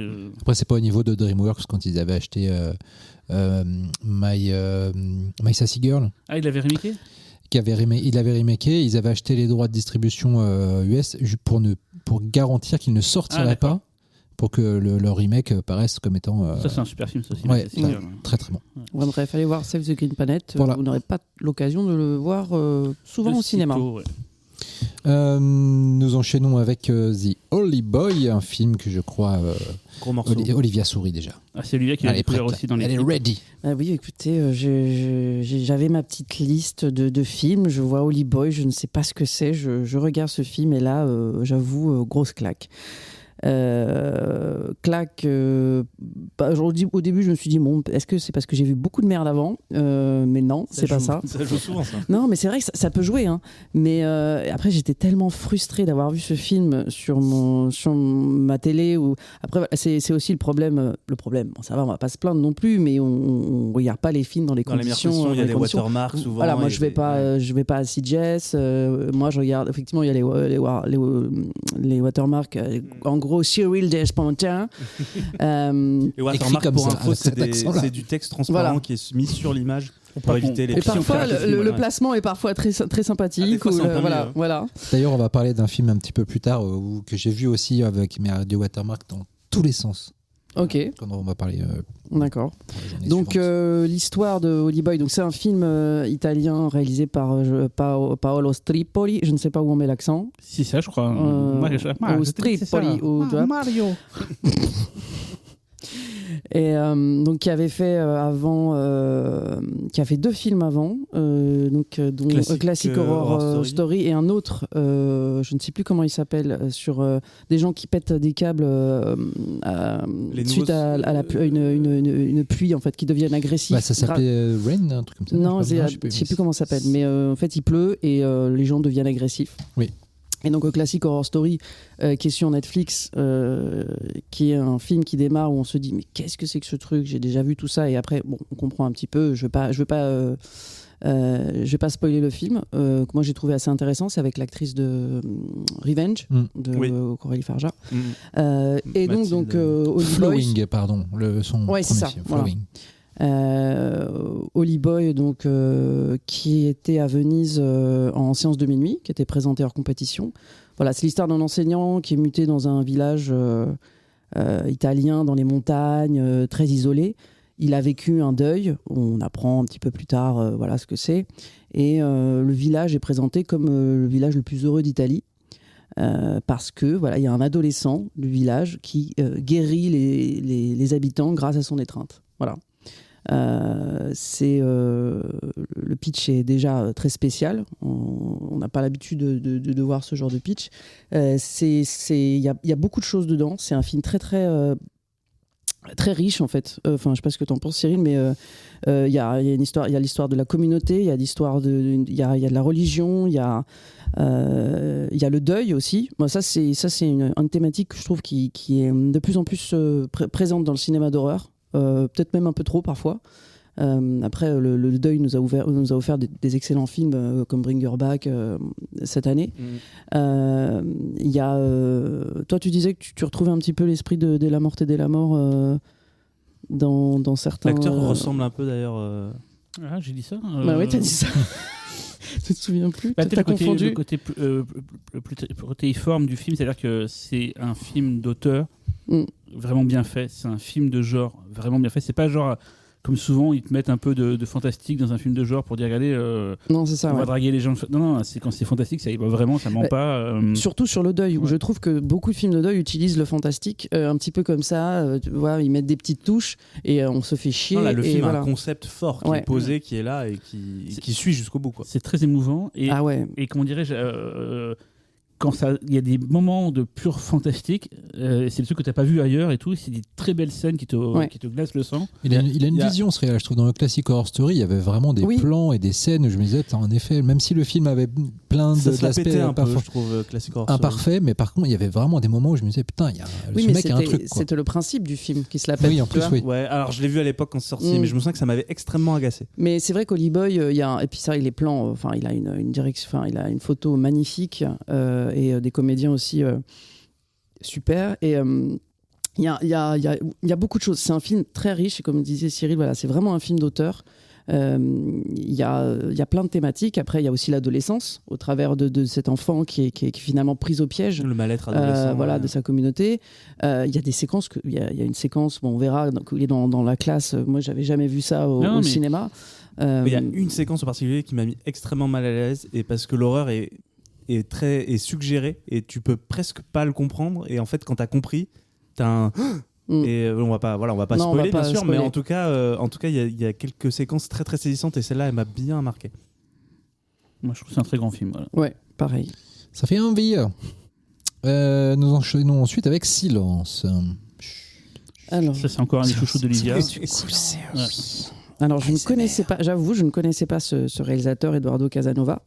Du coup, donc c'est son 3e long métrage, c'est ça. Il avait commencé par un court qui avait été repéré par De la Iglesia, qui l'a aidé du coup à faire son premier film qui s'appelle voilà, Piélès, que j'ai pas vu mais qui a l'air bien trash. Moi, c'est mon préféré. Alors, j'ai pas vu Silence, mais j'ai vu La Pietà et Piélès. Et Piélès, vraiment, je trouve ça. Il y a des mortel. petites images apparemment de Piélès dans La Pietà avec le paquet de cornflakes avec la meuf qui a le. En fait, c'est du body horror, mais il y a où les gens ont des difformités particulière et en l'occurrence le personnage principal c'est une femme qui a un trou de balle à la place de la bouche ça. Et donc les maquillages sont géniaux, c'est super bizarre. Ok. C'était l'imitation de qui On aurait du South Park en fait. Mais du coup voilà, il a fait donc ça c'est son La Pietà qui est disponible sur Shadows. Exact. Voilà, que j'ai regardé sur Shadows. Merci Shadows. Que j'ai pas trop apprécié. Enfin, je trouve que le film. Silence, c'est de la merde. Ouais, le film a le cul un petit peu entre deux chaises, mais il a un esthétique très très particulier et il parle un peu de beaucoup de choses, voilà, de la relation fusionnelle, de la maladie, de la dictature. C'est très bordélique et je trouve que justement dans Silencio, il arrive vraiment à mettre ça en place de manière très cohérente. Alors Silencio à la base c'est une série, ça devait être c'est une ça, série, voilà. ça, ouais. C'est une série en fait. C'est une série. Hein. J'ai cru que ça devait être une série, que ça a été refait pour faire les festivals, ils ont combiné les épisodes, mais Olivia, si tu veux en parler. Non, j'en sais pas plus. Ils ont combiné c'est ça, les deux. Pour aller faire une tournée des festivals. Ils sont allés à. Comment ça s'appelle Jess, il était. Jess, mais je pensais à Locarno, il a fait sa première mondiale et tout. Voilà, mais alors la série, il y a plus d'images du coup ou... Je sais pas. Parce qu'en plus, ça dure pas très longtemps. Parce qu'il dure 57 minutes en fait. Ouais, mais je pense que c'est. Pas tous les épisodes, mais pourtant, quand on regarde, ça ressemble à un film de A à Z. Hein. Ah, ça ressemble à un film. Après, il y a des actes. Je crois c'est sur 3 actes ou 4 actes. Donc, du coup, je pense que la série est découpée comme ça. Oui, je pense que c'est ça. Et en fait, on retrouve des thématiques qu'il y a dans La Pietà. Donc le film Silencio. La première séquence, j'étais complètement halluciné. Je me dis, mais qu'est-ce que c'est que ce truc ? Il y a vraiment un esthétique particulier, une espèce d'esthétique très rose bonbon, un peu rococo, mais en même temps très toxique. Ou même dans La Pietà, on voyait ce côté aseptisé, renvoyé aussi à la dictature qu'il évoquait. Voilà. Ouais. Et c'est un film qui est ça mélange les vampires. En fait, ça fait des parallèles entre les vampires, les homosexuels, la peste noire, le sida. Après l'histoire non mais parce que c'est tellement compliqué, il faut que je retrouve le résumé. Ça se passe sur 2 époques en fait. Ces films sont difficiles à résumer. Ouais, c'est très difficile à résumer. Tu suis des sœurs vampires au début, il y a 4 sœurs vampires et en fait pendant la peste noire. Voilà. Et en fait il y a un truc qui fait que elles vont avoir des problèmes, on ne raconte pas quoi, mais et du coup ça leur a servi de leçon et elles essaient d'expliquer ça à leur descendante et on suit après la descendante, donc qui est l'actrice principale qu'on voit après à notre époque. Et ça se passe dans les années 80, 90, voilà. je crois, c'est ça. Voilà. C'est ça. Enfin, les années 90, pendant les mouvements, voilà, les premiers mouvements. Act Up, tous ces trucs-là. Act Up, exactement. C'est un film qui est profondément drôle aussi. Il est drôle, il est émouvant. C'est beau. Comment ? C'est beau. Oui, c'est beau. Les décors, les costumes, tout, c'est magnifique. C'est beau, et c'est pas prétentieux. Ce que pouvait être, je trouve, La Pietà. Pardon, oui. Voilà, il y avait un côté très prétentieux, je trouve, dans La Pietà. Moi, c'est ce qui m'arrête dans sa filmo, voilà. ce qui fait que j'ai. Et je sais qu'il y a plein de gens qui me disent, j'ai pas envie de voir. Oui, c'est très guindé en fait. Là, c'est à l'os et c'est que le meilleur. C'est ça. Effectivement, on dirait, voilà, il a, comme tu dis, c'est à l'os. Il a enlevé les parties enfin, il a vraiment. Il a fait une belle coupe de cheveux, il a épuré son cinéma et il a approfondi son propos tout en le raccourcissant, parce que le film effectivement fait 57 minutes. Et c'est d'une beauté extraordinaire. Et des passages chantés musicaux qui sont vraiment super. Enfin, il y a des passages chantés. C'est le best-of de. Il y a des scènes. J'ai l'impression que je me dis, ça dure 57 minutes et j'ai l'impression qu'il y a 4 films dedans. Quoi. Ah non, mais c'est extraordinaire. Il y a du cul, il y a de l'horreur, il y a du mais enfin du cul un petit peu particulier. Hein. Ouais, elle est cool. Voilà. Mais vraiment, c'est magnifique. On est vendu. Très content de l'avoir. Première française. Très très content. Voilà, ça va être classe sur l'écran du Max Fender. Ça va être très très beau. Du fucked up suivi d'encore plus fucked up. Fuck My Son. Voilà, t'as tout résumé. Voilà. J'ai pas arrêté de le louper celui-là dans les Pareil. festivals où je suis allé, il était à chaque fois. Nous, et je c'est l'ai Virginie qui l'avait vu dans l'équipe qui a fait oh là, je sais pas ce que je viens de voir, mais elle me dit c'est vraiment trashouille. Moi j'ai regardé avec un pote, j'ai fait ok, c'est du John Waters moderne. Ouais. Ça, c'est un des trucs les plus trash et les plus méchants que j'ai vu depuis longtemps. C'est très rigolo, c'est drôle, hein. C'est pas sordide, c'est pas voilà, c'est plutôt drôle. Mais je sens que ça va grincer les dents dans la salle. Et c'est très beau, il y a des effets spéciaux. Déjà, c'est tourné en pellicule, en 35 mm.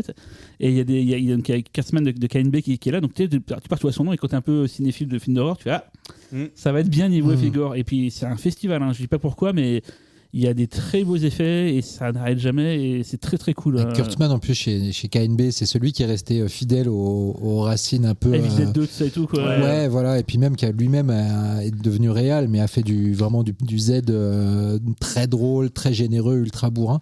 Là où Nicotero a essayé d'être quelqu'un un peu plus important. La série télé, Walking Dead, tout ça, qui est devenu producteur et réalisateur de plusieurs épisodes. Il fait des téléréalités maintenant. Et Berger, il vient quoi lui, le troisième, le B Je crois qu'il continue de temps en temps à faire des effets spéciaux. C'est qui B déjà? Berger. C'est Berger. Ah, Berger.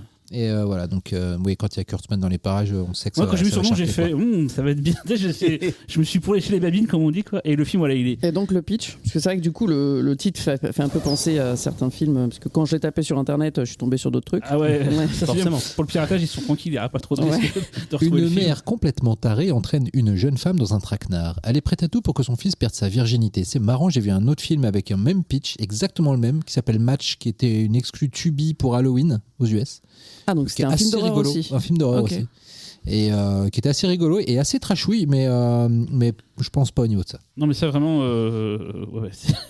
Mais surtout, le film est super beau visuellement. Tu te dis, mais il y a même au départ, je peux en parler parce que je lui ai demandé au réalisateur, mais pourquoi il y a ça? Il y a le logo Universal au début du film. Je fais, mais d'où Universal a produit ça? Il fait, non, ils ont rien à voir. Et tout. Donc je sais pas, il a foutu le logo alors qu'il n'a pas les droits. Je sais pas, c'est assez punk comme attitude. Ok, quoi, et tout. d'accord, très cool. Et je lui ai dit, ouais, je veux trop le passer le film. Je lui ai dit, texto dans mon mail. Les frères Lumière avaient en tête ton film quand ils ont créé les cinématographes. Et là, il était mort de rire. Il m'a Tu sais comment parler au. Ouais, il m'a dit j'ai passé le film dans le même cinéma, il passé la rue vers l'or de Chaplin 100 ans et un mois avant moi. Donc je me dis il faut que les Français voient ça, j'ai besoin que tu le passes et tout, voilà quoi. Donc voilà, on est très content de Et passer. si vous pouvez pas y aller à 23h45, il repasse, hein, c'est ça? Ouais, il repasse à midi le lundi. Je me suis dit quand même. Bon horaire midi là. Pour Tiens, un bon film. peut-être Moi, je vais midi. à cette séance, moi. Ouais, pareil. La séance du soir, il y aura plus le côté Oui, électrique. bien sûr. Tous les gens Oui. vont découvrir pour la première fois. Mais je suis vieux maintenant, moi, tu sais. Il y aura le côté, on l'a vu, tu vois. Et je sais pas dit que des gens ne retournent pas le voir à midi, quoi. Et du coup, il passe dans d'autres. Il est passé dans d'autres festivals. En France, il a fait le festival de Strasbourg avant, le FEFS, et on est les seconds à le passer depuis, quoi. Il était à CJS. Il était à CJS, il a fait il a fait De toute façon, Beyoncé, il y a tout à CJS. Enfin, il a fait tout plein de festivals, voilà. Mais il vient de démarrer. En fait, il était à Toronto à Midnight Madness, c'était sa première séance. Donc c'est un film qui a démarré en septembre là. Le week-end se termine le dimanche 14 et avec comme premier film à 11h, un film très très cool que j'ai découvert à CJS, The Forbidden City. On était dans la même salle en fait. On était dans la même salle, tout à fait.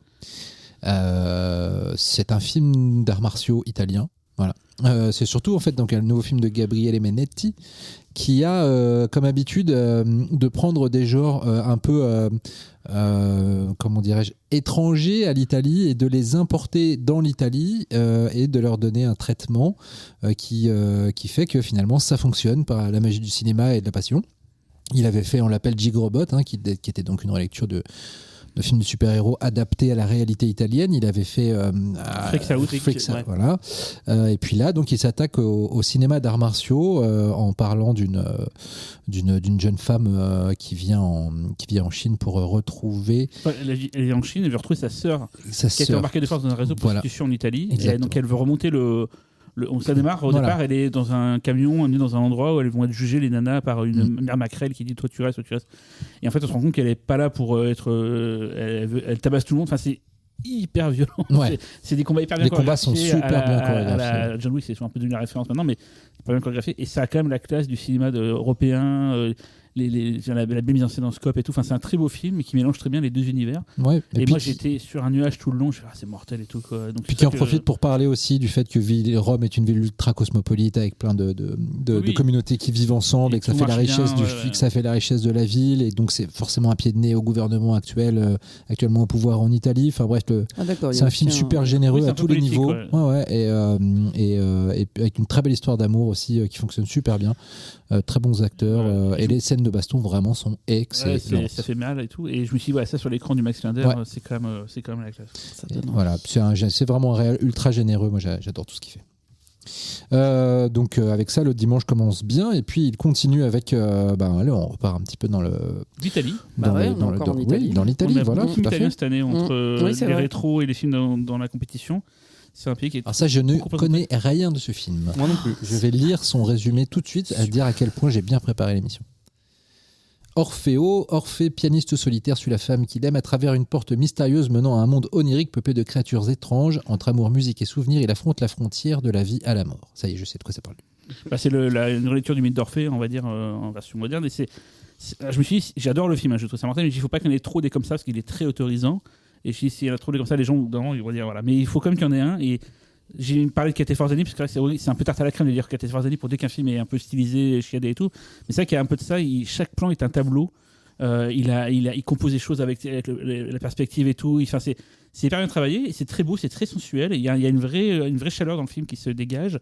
En plus, c'est cool toujours quand on parle italien. Tu vois, ça rajoute, je trouve, à ce côté un peu onirique et tout, quoi. Et il y a des passages qui m'ont beaucoup marqué. J'en parle dans le texte.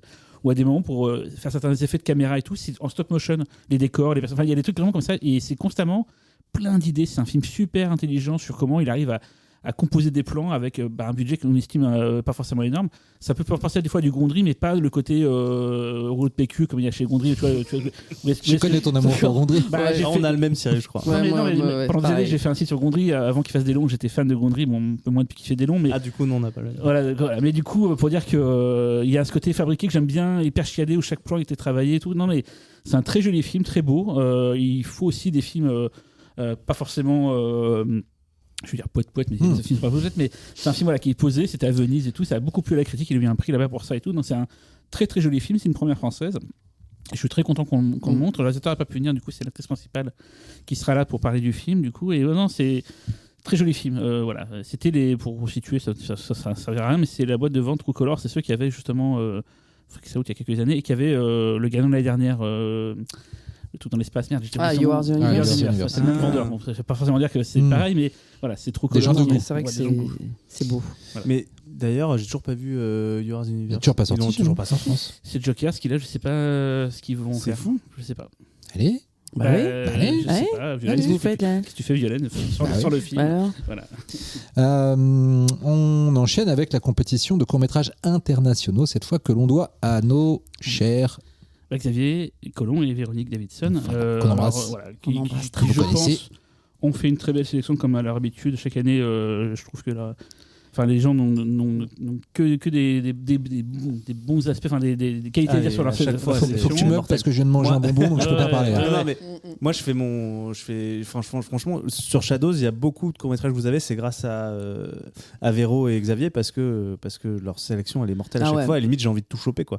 Et d'ailleurs, j'en profite, on a remis un prix l'année dernière à un court-métrage en compétition au PIF qui était Atom and Void. Il n'est toujours pas sur Shadows parce que, en fait, on attend que la chaîne de droit puisse démarrer parce que le film il était en début de course de festival, donc il fait encore des festivals et il y a des histoires de diffusion ailleurs et tout. Donne un prix cette année au film qui est en fin de vie de festival.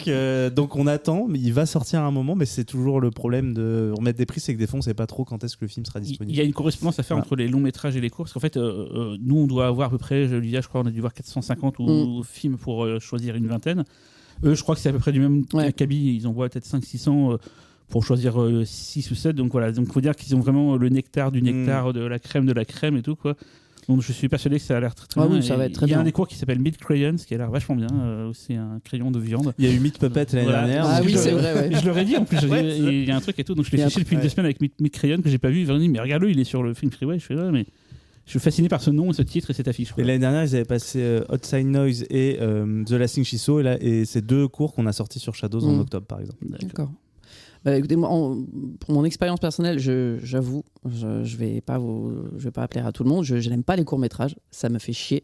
Mais je vais tous les ans voir les courts-métrages de la sélection, les courts-métrages internationaux pour faire plaisir à Xavier et à Véro. Et du coup, à chaque fois, je prends des claques et je me dis mais pourquoi je regarde pas je n'aime que les courts-métrages internationaux choisis par Xavier et Véro. Voilà. On voit ça comme un film à sketch. Ça m'emmerde, je sais pas, j'ai pas le. Moi, j'ai pas l'envie. J'étais un J'ai pas peu l'envie. comme toi, en mode flemme, court-métrage, j'ai trop de trucs à regarder. Et en fait, depuis que je suis chez Shadows et que je m'occupe de la programmation court-métrage, bah maintenant. Ah non, mais c'est un j'adore ça, exercice, et moi je respecte, hein. Mais Ah oui, bien sûr, ça non. m'emmerde. Mais voilà, en tout cas, allez-y parce que vraiment à chaque fois c'est plein de petites claques et Ouais. c'est vrai que Atom and Void, moi j'ai pris une grosse claque. Ah ouais, l'année mais dernière. moi Ouais. j'avais adoré tout l'année dernière et je voulais même mettre le prix à un autre et c'est parce qu'on était plusieurs l'équipe à le voir et du coup on se battait en mode et c'était la concession. Faut pas. Ouais, mais voilà, mais Vas-y c'est tout seul. pour dire que tout était trop bien et du coup moi j'aimais trop aussi Atom and Void, tu vois, donc c'était non bref. On oublie de C'est dire en parce que forcément on voit allez. beaucoup de choses. Girardot, là. C'est qu'en ouverture, on a un court-métrage en compétition de Benson et Moorhead. Ouais, c'est vrai. Ah, oui. Voilà, qui s'appelle Jack the Giant Slayer. Et c'est en fait un film à sketch, j'y pensais à l'instant, qui s'appelle Tales from the Hood, qui va sortir, où c'est des revisitations de contes façon on va dire trash. Et c'est un des segments qui sort dans ce film-là, qui n'est pas encore sorti. Ok. Et du coup, on a l'autorisation de le passer hors du film, Très en classe. ouverture du festival. Donc, on a un nouveau Benson et Moorhead en ouverture. Donc voilà, on est assez contents. Classos. Voilà. On quoi continue le ce cassos dimanche 14 avec allez, un petit chouchou d'autour de cette pas table, un quoi. chouchou. Non, Son pas pour coup de Cyril. cœur. Ah, mais c'est pour aussi Cyril. le mien aussi. Non, mais je parle pour Oui. Lydia, vraiment. Vas-y, je te laisse et je rajouterai une couche. Alors c'est vraiment ma grosse clacasse. Donc Son nom déjà. non, je vais lire. Donc C'est ça, Marama. c'est le titre. C'est vraiment ma grosse clacasse. J'ai envie de voir ça. C'est Marama. Donc le résumé en 1859. Et les mines du roi Saumon. Non mais c'est JTN. Ceux qui connaissent les nuls ont la référence. Ah oui, là là les là. vieux quoi, Voilà. c'est ça. En 1859, une jeune femme maori lutte pour retrouver son identité et sa culture au cœur de l'Angleterre victorienne. Donc moi, effectivement, voilà, c'est grosse claque esthétique, du point de vue aussi de l'horreur, des personnages. C'est un film, donc le réalisateur, comment s'appelle-t-il ? Tarato Ouais, voilà. Astapard. C'était pour ça que je voulais pas le prononcer. Ça va, on va. Donc c'est un film néo-zélandais. Il faut savoir que le réalisateur, il a vécu uniquement les 3 premières années de sa vie là-bas, en Nouvelle-Zélande. Et au fil de sa vie, à l'âge adulte, il se rend compte qu'il ne connaît rien du tout à ses origines maoris, que juste des histoires racontées par sa grand-mère. Et il découvre que c'est un peuple explorateur, un peuple qui a fait énormément de conquêtes. Et donc, il décide de raconter l'histoire d'une Maori colonisée qui retourne chez les colonisateurs. Une sorte de réappropriation, mais une revanche et une réparation. Voilà. C'est vraiment un film c'est pas un rape and revenge, enfin un petit peu parce qu'il y en a, voilà. C'est un Il y a de la revenge, voilà. Oui, voilà, c'est ça. C'est un peu un. Mais c'est pas l'argument, enfin c'est pas le genre du film. C'est pas du tout le genre du film. Et il faut savoir que le réalisateur a tourné le film. Donc les séquences qui sont censées se passer en Angleterre ont été tournées en Nouvelle-Zélande. Voilà. Et c'est une espèce aussi de pied de nez de réappropriation, même au niveau de la réalisation. L'actrice principale c'est la fille d'un joueur des cultes des All Blacks. Voilà, ça je savais pas. Ah oui. Ouais. Alors donc la scène. C'est un grand joueur. Ouais. La scène De Haka. du Haka. Du Haka qui a encore été. plus, Il y a une scène. Alors, toi, je Il y en crois a que 47, toi, t'as des pas aimé scènes de la Haka. scène du Haka, mais C'est bon, pas voilà. possible. Lui, il a Même, rigolé. Génial. Même le Haka en général, j'ai Ouais. du mal. Ouais, mais, voilà. Je trouvais ça incroyable. Donc, cette scène. Haka, raciste. ouais, je refais mon jeu de mots de voilà, Haka pas la faire chier. Et du coup, en fait, d'ailleurs, cette scène, elle l'a fait une première fois très très bien. Où elle a fait un Haka et il y avait une conseillère maori sur le tournage. Et du coup, elle lui a dit de la refaire et elle l'a refait en jouant avec sa robe, avec plus son corps et plus effectivement cette robe rouge. Ouais, parce que ça se passe pendant une Voilà. espèce de soirée Oui, de où soirée le où t'as les personnage riches, voilà. est habillé dans une très belle robe, Voilà. très pompeuse, très C'est la anglaise. photo qui Ouais. sert à illustrer d'ailleurs le. Ouais, c'est la photo. Mmh. C'est à la photo du programme. Au début, le réalisateur voulait faire un drame, mais comme il s'est rendu compte que l'histoire des Maoris est une histoire horrible, il s'est dit je vais faire un film d'horreur en fait. Voilà. Et vraiment, moi, j'ai vu des tableaux. Enfin, j'ai d'une hâte, j'ai beauté. tellement hâte de voir ça Ah bah au oui. max. Justement, cette scène dans le manoir, j'avais l'impression de voir du Caravage parfois. Après, c'est un film qui a énormément il y a des défauts. Mais il est beau même dans ses défauts. C'est une phrase débile que je dis. Non, mais je vois mais, complètement ce que tu veux dire. Et j'aime ces films-là. J'aime ces films politiques qui assument leur côté politique, parce que de plus en plus, on fait des films où on utilise le point de vue politique, notamment en France, mais on dit oui, non, je prends des Mexicains, je prends des trans mexicains, mais je fais juste, je les prends et c'est tout ce que je fais. De quoi tu parles? On va mettre Virginie Efira en gilet jaune, et puis Vincent Lindon qui va faire caissier. Mais bon, tu vois, c'est encore les bourgeois qui t'apprennent la vie. Là, tu sens vraiment que c'est un mec qui a une vraie idée et qui a un vrai but. Puis qui va sur les lieux, qui prend va les sur gens, les lieux, qui, voilà, qui a pris des acteurs, après je connais pas la distribution, leur background, mais qui a pas pris des acteurs très très connus, parce que c'est vrai que c'est toujours très compliqué d'incarner vraiment un message politique avec des visages connus. Et c'est vraiment le côté, il y a c'est assez gore quand même. Ouais, c'est vénère. Très très gore, c'est très ça vénère. va bien, ouais. Ah bah si, il y a des très gore, je dirais pas. Non, mais il y a des séquences complètement trash. Il y a des bien vénères. Non, c'est pas un film, c'est pas un jumpscare, c'est pas. Non. Voilà, mais il y a des. Mais c'est pas un gorefest non plus. C'est un film d'horreur dramatique et historique. Mais quand ça va dans l'horreur, quand il doit l'être parce que c'est nécessaire. C'est ça. Il est à l'image de l'horreur de la colonisation. Je veux dire, il y a des moments où il pourrait faire du hors champ et il le fait pas. Il montre. Exactement. Parce que c'est le propos aussi. Voilà. Il a l'image de la l'horreur est à l'image de la colonisation, et du coup oui, il y a quand même certaines séquences un petit peu dures, voilà. Et mais quand tu dis en plus même j'aime ses défauts, il y a vraiment un film.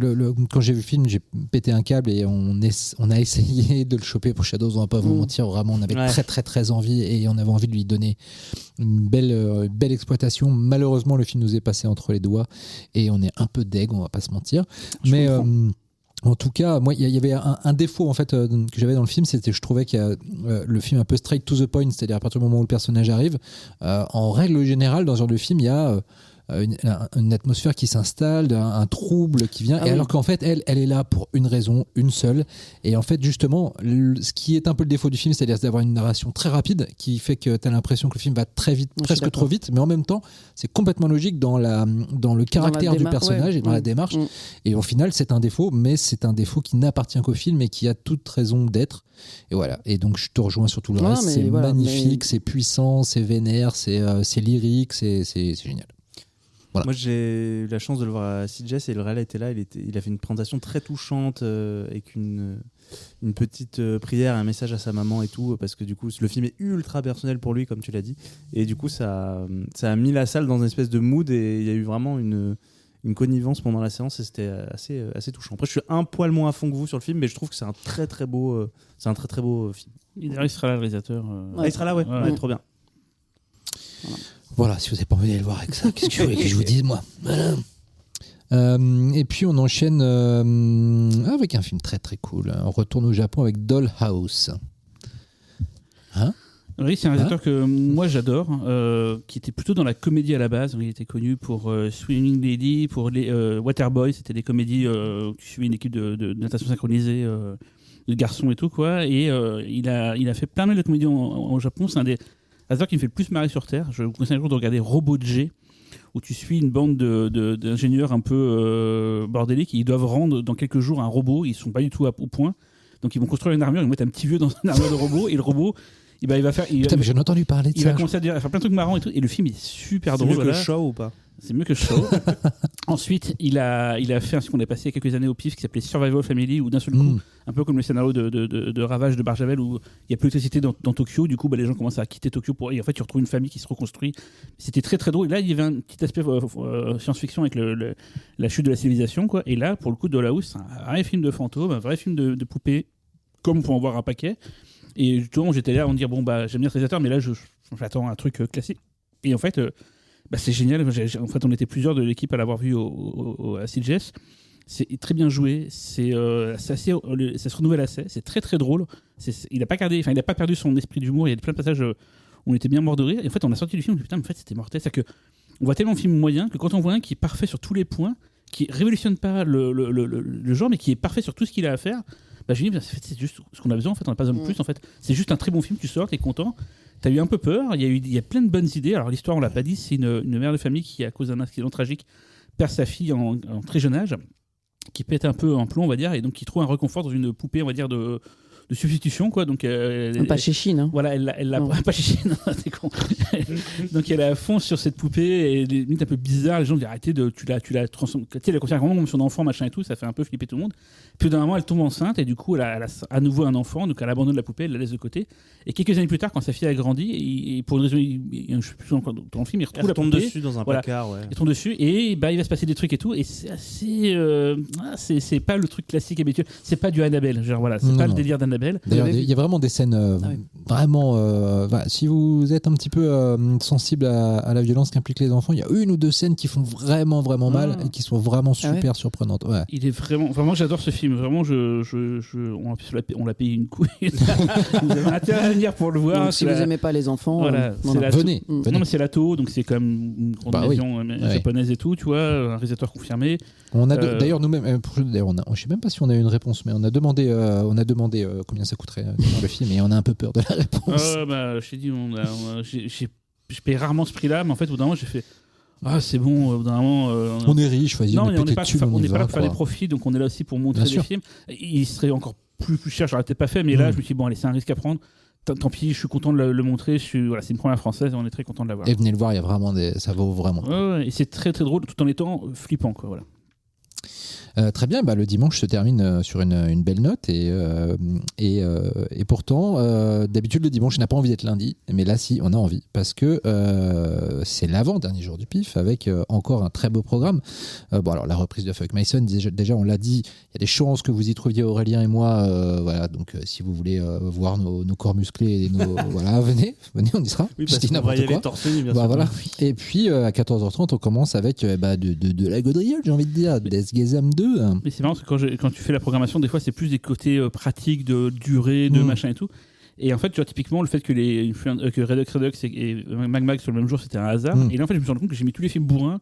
Ah oui, le lundi est très bourrin. Ah oui, c'est vrai. C'est un lundi bourrin. Je m'en étais pas rendu compte, en fait. C'est en faisant les programmes, je me suis dit, putain, j'ai mis tous les films un peu rentre dedans. Ce sera pas un lundi au soleil, là. Voilà. Non. Donc, Deathgasm 2, donc suite du premier Deathgasm, qui est donc réalisé toujours par Jason, comment il s'appelle, le mec qui a fait Gun Akimbo et qui a fait Deathgasm 1 et Deathgasm 2. Voriz. Non, putain, c'est bien, je le connais Un bien. autre Jason Les Non, Argonautes. C'est Jason Oden.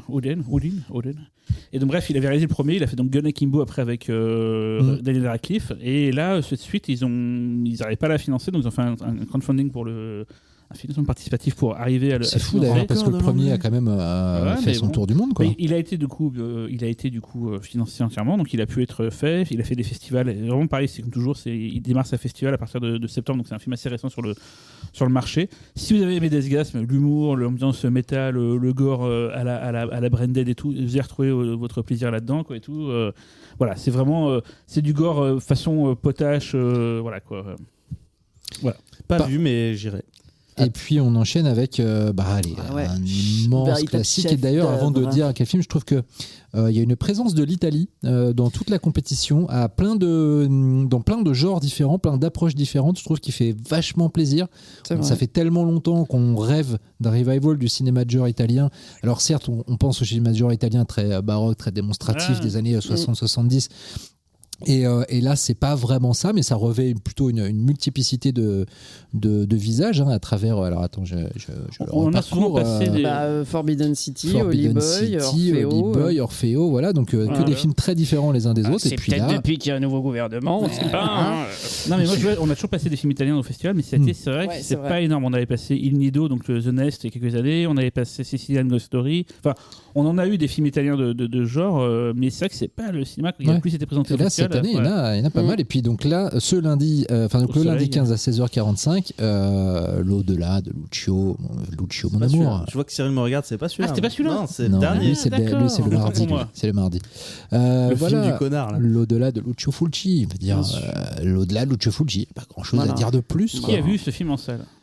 Pas moi, Non, bonne malheureusement. question. Alors moi, je l'ai je vu. crois Moi, j'ai pas, vu non. Frayeur en salle. Moi, mais j'ai vu celui-là pas en vu 35 l'au-delà. mm, mais en VF censuré, dans une copie rincée et tout.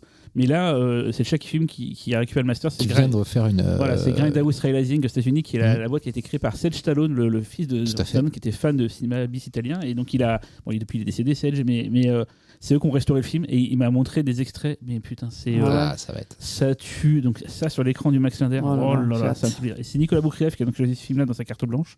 Il sera là pour en parler. Il a plein de trucs à dire parce que lui, il a vécu l'exploitation à l'époque en salle en France. Donc il a plein de trucs à dire. Puis Nico, c'est un puits de science. Quand tu l'écoutes parler de cinéma, tu peux l'entendre pendant des heures. Olivier, tu m'as dit que tu avais revu le film récemment justement. Horrible. Bah non, c'est pas ça.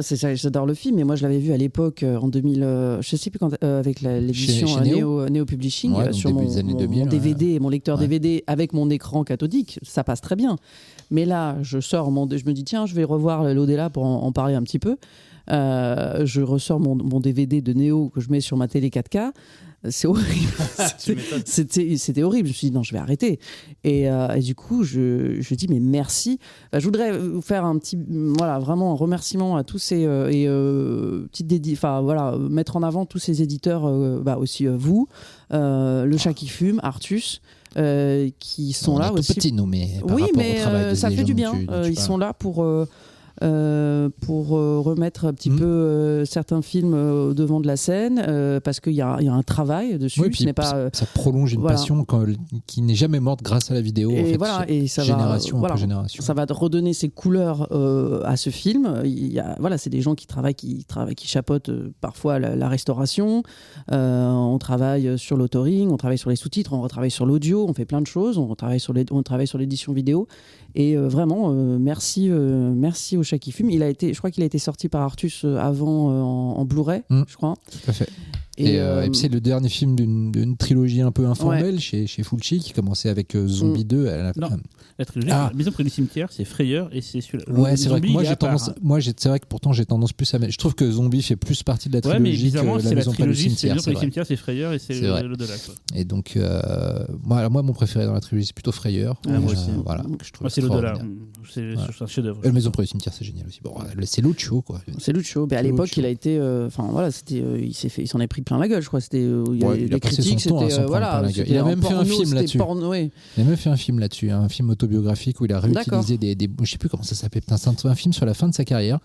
Il fallait qu'il livre un film et il a utilisé des bouts de film, même parfois qui n'étaient pas de lui. Et ça racontait en gros l'histoire d'un tueur en série qui s'inspire de ses propres films.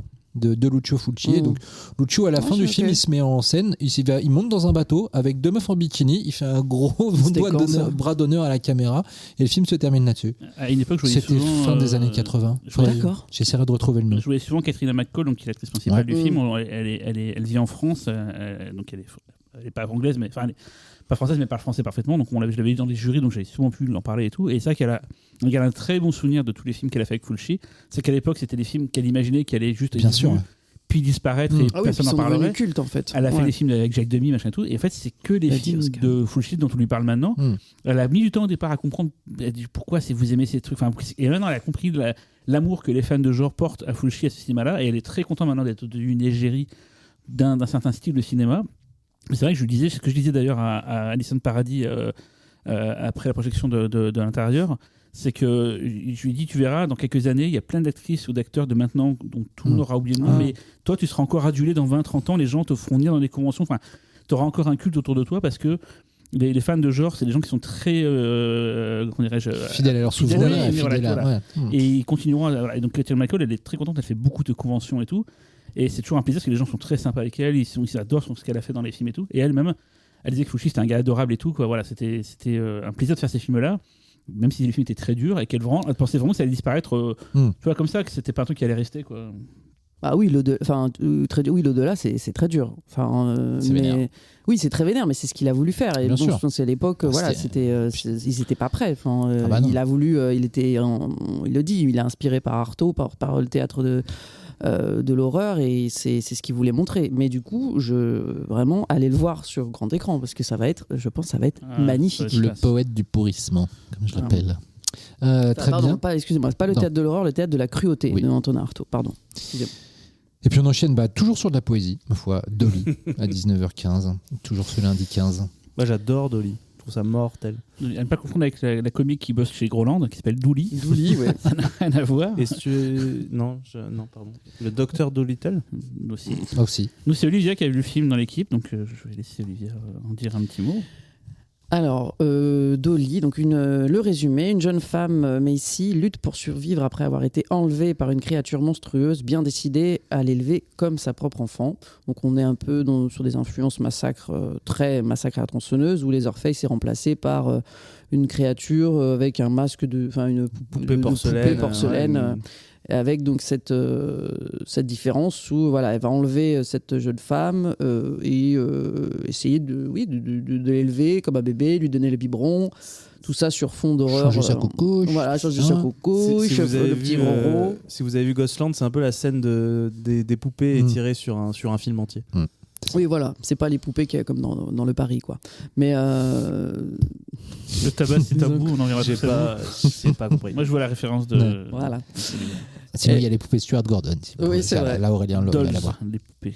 Et surtout, on a quand même on a l'occasion de voir Sean William Scott de American Pie dans une belle posture. Belle posture tout le long du film, voilà. Il est très très bien d'ailleurs. Le peu de temps qu'on le voit, il amène plus. un attachement au personnage assez immédiat. C'est complètement gore, c'est complètement trash, ça assume complètement. C'est très véloce, 83 minutes, ça va à l'os direct. Il n'y a pas de fioriture, ça va tout de suite, c'est droit au but. Après, j'ai pas grand chose d'autre à dire dessus. Y a pas énorme... C'est un film qui est très référencé, qui est très hommage, ça peut agacer, mais moi, en fait, il y a plein de petits défauts. Mais moi, quand j'ai vu le film, j'étais en mode. J'ai tout très vite su que ça allait être ma cam, et c'est le genre de film où je vois, j'ai l'impression que c'est fait pour moi, parce que ça fait écho à tout un pan de cinéma que j'adore, un truc très crado, très redneck, très vicieux, où le mal vient de l'homme qui se fait mal à son prochain en fait, et pas d'un truc fantastique. Et ça, souvent, c'est les films d'horreur qui me parlent le plus et qui me saisissent le plus. Et là, c'était le cas, et je le trouve incroyablement fun, effectivement très gore. Je trouve que le traitement du personnage de Sean William Scott, il y a une idée gore derrière le perso qui est super sur une sévice qu'il subit, et puis voilà, après le film n'est pas très surprenant dans son déroulé et tout machin, mais si vous aimez ce cinéma là, ça va vous parler, c'est un petit bonbon très très agréable. Un des gros points forts, je trouve, du film, parce qu'on en voit beaucoup des films d'horreur, donc on sait maintenant trier, on a l'habitude et tout. Et lui, ce qu'il a, qui m'a vraiment marqué, qui fait que je me suis dit, tiens, il faut qu'on le sélectionne, c'est la qualité des effets spéciaux gore. Sachant que c'est un truc on va pas se mentir, ça compte vachement dans le plaisir qu'on peut avoir d'un film. S'il y a un bel effet gore, bien fait et tout, on a tendance à plus apprécier un film d'un autre qui n'a pas ce truc-là. Et là, les effets gore, c'est pas du trauma. Alors, je vais pas critiquer trauma, mais le côté pastèque écrasé avec une perruque et tout. Parce que c'est assumé aussi. Tu vois, là. Mais là, il y a un côté vraiment réaliste, chiadé, bien fait. Et je me dis, ça faisait longtemps que j'avais pas vu un film indé avec des effets spéciaux gore. Les effets spéciaux de Poltergeist étaient très très bien. J'aime bien trauma. C'est le meilleur trauma. C'est pas une critique dans le sens, j'aime bien trauma, mais des fois, il y a des effets gore. Il y a beaucoup de films d'horreur allemands et tout, qu'on voit, genre Prémotos et tout. Ou les effets gore, des fois, tu vois, c'est pas trop forcément. Alors, ça se trouve, Prémotos, ils sont peut-être bons, les effets gore, je vais peut-être me faire pourrir par les gens. Les belles années Axan. Voilà, Violent Shit, tout ça et tout, quoi. Donc là, c'est du bon gore. Violent Shit, la trilogie. Et même, je crois qu'il y en avait un quatrième. Et donc voilà, pour dire que c'est du. Necrophiles. Necrophiles, on peut en sortir un paquet. Donc voilà, donc c'est très très beau et très réaliste effet gore, voilà. Ça tabasse, et puis ça va sortir en France d'une façon ou d'une autre grâce à nos amis de ESC qui sont également partenaires du festival cette année pour la première fois. Donc bisous Victor, keep up the good work. Voilà, ce lundi se termine avec Taroman Expo Explosion, un film dont je ne sais à peu près rien, mais dont j'ai vu les images aujourd'hui et que j'ai eu envie de voir immédiatement après avoir découvert ces images. Olivia m'a dit qu'elle adorait. Ouais. Alors c'est spécial parce que c'est 15 minutes. C'est pour ceux qui sont fans ça en dure 105 donc. Non, mais pour ceux qui sont fans de Tokusatsu, de Kaiju, cette esthétique et qui ont grandi avec Xor, ils viennent et tout. Enfin, ça nous parle vachement. En fait, c'est une série télé à la base qui a été faite autour de l'artiste Taroman. Et en fait, c'était à la base un truc qui devait être plutôt sérieux, puis ils ont transformé ça en une sorte de kaiju, de série télé à effets spéciaux japonais et tout. C'est une série qui a bien marché. Et là, c'est la version long métrage de tout ça, quoi. Et ça ressemble à rien d'autre. C'est une sorte de proposition, de jet, de cri. Donc, si vous êtes fan de Toku, c'est un peu l'ultime film de ça et tout. C'est pas pour tout le monde, hein, clairement, mais c'est vraiment à voir. Je pense que c'est un truc atypique.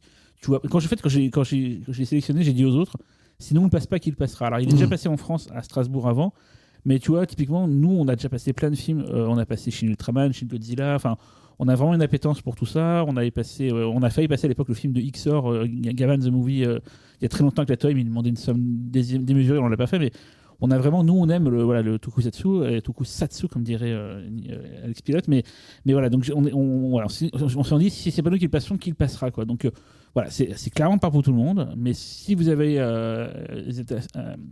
cette esthétique-là, ce côté débrouille d'arriver à faire avec des bouts de ficelle, des choses assez dingues, ça peut vous plaire. Voilà. Et puis c'est toujours cool de voir des gens déguisés en monstres, tabasser d'autres monstres dans des maquettes géantes. Voilà, moi c'est un peu mal. Mais ça a l'air très c'est les réalisateurs lui-même qui présentent le film au tout début, c'est ça?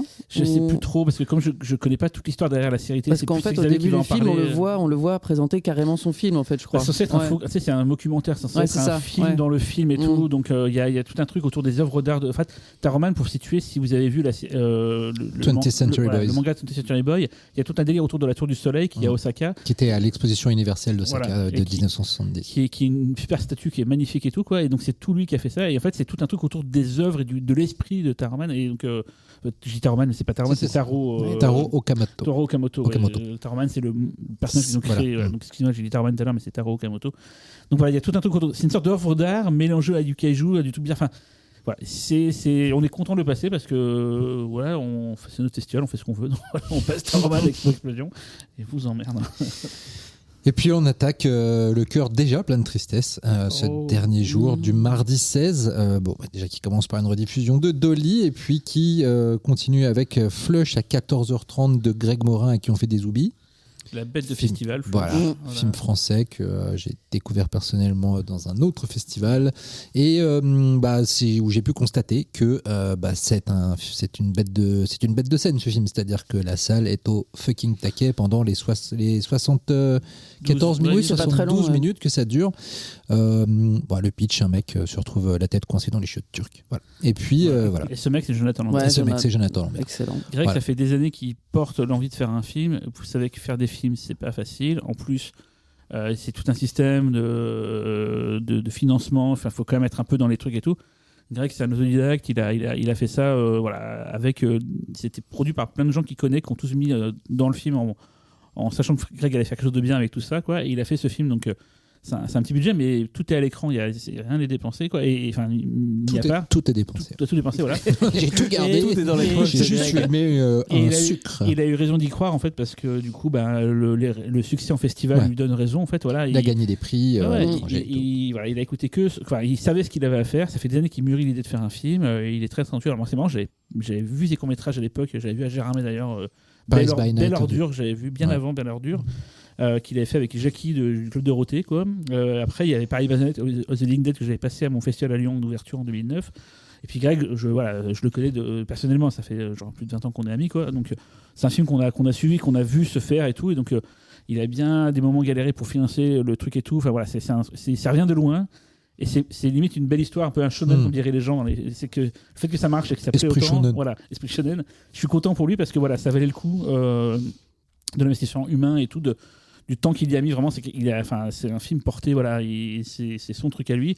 C'est scénarisé d'ailleurs par David Ness, qui était aussi le scénariste de tous ses courts-métrages avant. Voilà, donc, très bon scénario. Voilà, donc, il y a des ruptures de ton qui sont ultra inattendues et qui amènent des éléments dramatiques qui eux-mêmes toujours mutent en une situation drôle puis une situation gore. Enfin, c'est ultra bien géré, ça marche à tous les niveaux. Moi, je vous le redis, quand j'y étais, la salle était on fire. C'est un pur plaisir de festival, faut pas le rater. Donc, si vous voulez une vraie bonne scène avec un xénomorphe, ce que vous n'avez pas eu dans Alien Earth, allez voir Flash. Puis on va recevoir du coup Grégory et Elodie Navarre, qui sera là, l'actrice principale qui sera là. Il n'y a pas de Jonathan Lambert parce que il n'est pas disponible, tout simplement. Voilà. Très bien, et puis Aurélien, c'est à toi. C'est à moi 16h30. Ah oui, ton film préféré. Moi je pensais que c'était l'au-delà. Non, alors c'est pas mon film préféré tout le temps, mais je pense qu'il serait dans mon top 20 all-time, un truc comme ça. J'adore Apocalypto. Alors Mel Gibson, c'est un gros taré, dans le bon sens du terme pour son cinéma, dans le très mauvais sens du terme dans sa vie privée, quoi. Mais enfin pour son cinéma, pour ce film-là, on va dire, pas pour tout son cinéma. Mais en l'occurrence, donc du coup, ça fait toujours un peu chier de parler d'Apocalypto, mais le fait est que j'adore le film. C'est une discussion qu'on a eue avec Olivier, parce que moi, j'étais pas forcément au courant de tous les trucs de Mel Gibson. C'est quand même un gros. Non, c'est pas dire. Non, c'est pas bien dit. Excusez-moi, je vais dire ça, vous allez couper, c'est un gros connard. Je savais juste qu'il avait dit des trucs antisémites et tout. Je me souviens de ça, en fait. Mais j'ai pas tout Ah, mais suivi. pas que ça. Oui, Non, mais j'ai pas tout suivi son Ah ouais, œuvre. pas que ça, monsieur. Il bat Il les a femmes. tapé sa femme Ah et tout. oui, ouais. Ah ouais, oui. tu vois, je savais pas. Moi, j'ai su. En fait, j'expliquais pourquoi le film est programmé, mais bon, je laisse finir. Je sais pas, moi, pour moi, quand on a fait La Passion du Christ, on devrait pas exister. Mais on devrait plus Je exister. comprends. Mais voilà. Oui, mais je comprends. Comme il a fait Mais Apocalypto, ça j'adore compense. Apocalypto. J'adore Apocalypto Mais oui, aussi. donc, Voilà. Donc ça fait un peu chier d'en parler. Le fait est que oui, Apocalypto, moi je l'ai vu à 14 ans au cinéma. Donc j'ai pris une claque énorme. Je suis retourné le voir 2 fois après, je crois, avant qu'il passe plus. C'est un putain de film d'aventure trash. C'est une catégorie qui existe pas trop, plus trop en tout cas. Et c'est à la fois un drame familial, un drame historique, un survival, un film d'aventure. C'est 2 heures et quelques de frénésie qui ne s'arrête jamais, imprévisible, complètement imprévisible, avec des acteurs fous, certains qui ne sont pas des acteurs professionnels, d'autres oui. C'est tourné en langue maya, c'est fait sans concession. Et et puis si vous connaissez pas, donc c'est l'histoire effectivement de 2 clans mayas qui s'affrontent, plutôt d'un clan maya qui va anéantir un autre clan maya et capturer certains des habitants en otage pour en faire des sacrifices humains et autres, et tuer les autres, notamment beaucoup les femmes et enfants. Donc il y a une scène de prise d'assaut de village qui est très dure à regarder. Et puis on va suivre le destin d'un des pères qui a été capturé, qui va essayer de s'enfuir pour aller... Patte de jaguar, qui va essayer de s'enfuir parce que sa femme et son fils en fait ont réussi à se cacher pendant le raid, et du coup il va essayer d'aller les retrouver. Donc c'est toute cette lutte pour la survie et pour sa famille et pour l'amour en fait qui va faire enclencher tout un déchaînement de violence ahurissant.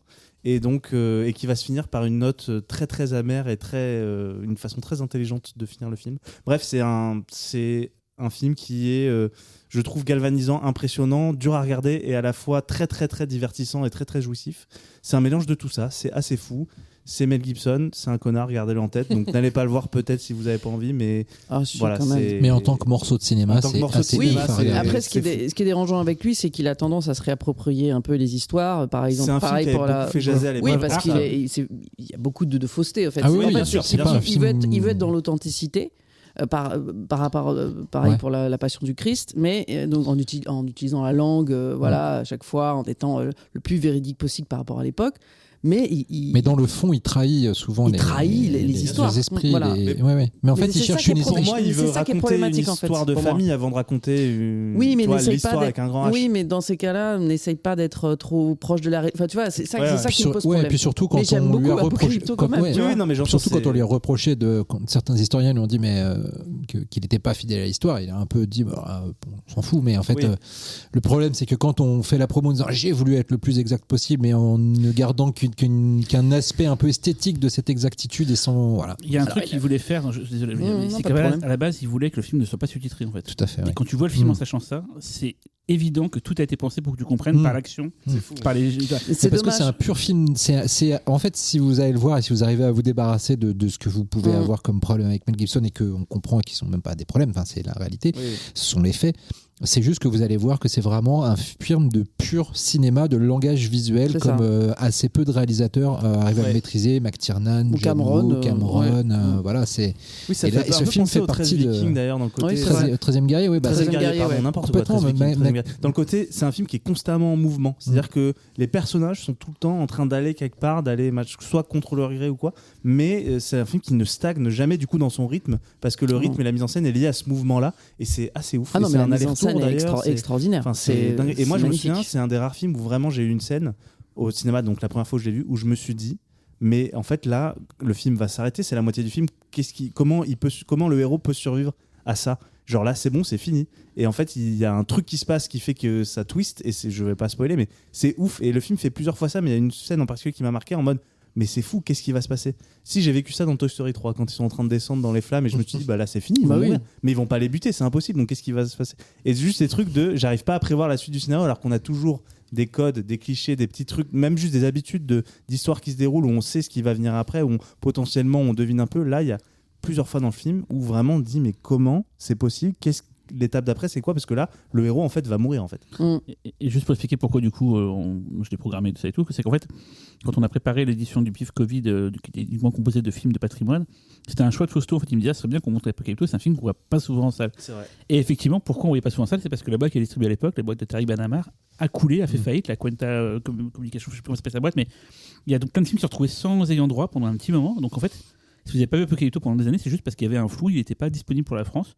Et là, j'ai découvert récemment que c'était Metropolitan qui avait récupéré les droits du film. Donc c'est pas Warner, je crois. Non, c'est Metro en France. Et du coup, j'ai pu voir avec eux pour la projection. Mais c'est pour ça que le film était invisible. Et en fait, tu vois, Aurélien, tu dis que tu l'as vu à l'époque 3 fois, mais après, depuis, personne ne l'a montré. Moi, j'avais acheté le Blu-ray aussi, voilà. mais. C'est un de ces films qui sont dans une sorte de zone grise, parce que pas assez ancien pour être en cinémathèque et trop récent pour être montré. Voilà, c'est des trucs comme ça, quoi. Voilà, c'est. Voilà. Personnellement, je m'étais replongé dedans il n'y a pas très longtemps, parce qu'il y a 2 ans, je crois, Mad avait fait un hors-série action, cinéma d'action, et j'avais écrit un gros papier sur Apocalypto. Voilà. Mais tu l'as vu en salle ou pas? Ouais, okay. je l'ai vu en Moi, j'ai presse. pas eu la chance de le voir en salle, donc voilà, j'irai le voir. Projection de presse quand le film est sorti en France. C'est pas le premier, c'est le début des films en HD en fait. Tout à fait, ouais. Donc il a été tourné avec une des caméras utilisées par Michael Mann, machin, tout, je sais pas si c'était la Viper, tout, c'était à l'époque, c'était la caméra que tout le monde. Donc voilà, il était quand même diffusé en 35 Et le rendu était très étrange d'ailleurs, parce que c'est vrai que le film n'est pas filmé intégralement en Viper, je sais plus. Je pourrais pas dire, en tout cas, je sais que nous on l'a vu en 35 à l'époque parce qu'il n'y avait pas de DCP, à l'époque c'était projeté en pellicule, mais c'était quand même tourné en pellicule, en numérique, et c'était les premiers films un peu bizarres à la Miami Vice, ou tu vois, ou Collatéral, chez nous. Voilà, c'est un film un peu bizarre qu'on a eu au début. Oui, où l'esthétique était un peu. Il y a des moments d'ultra réalisme dans le flou, il n'y a pas de flou. Le film est bizarre par moments et à cause du numérique et tout. Voilà, quoi.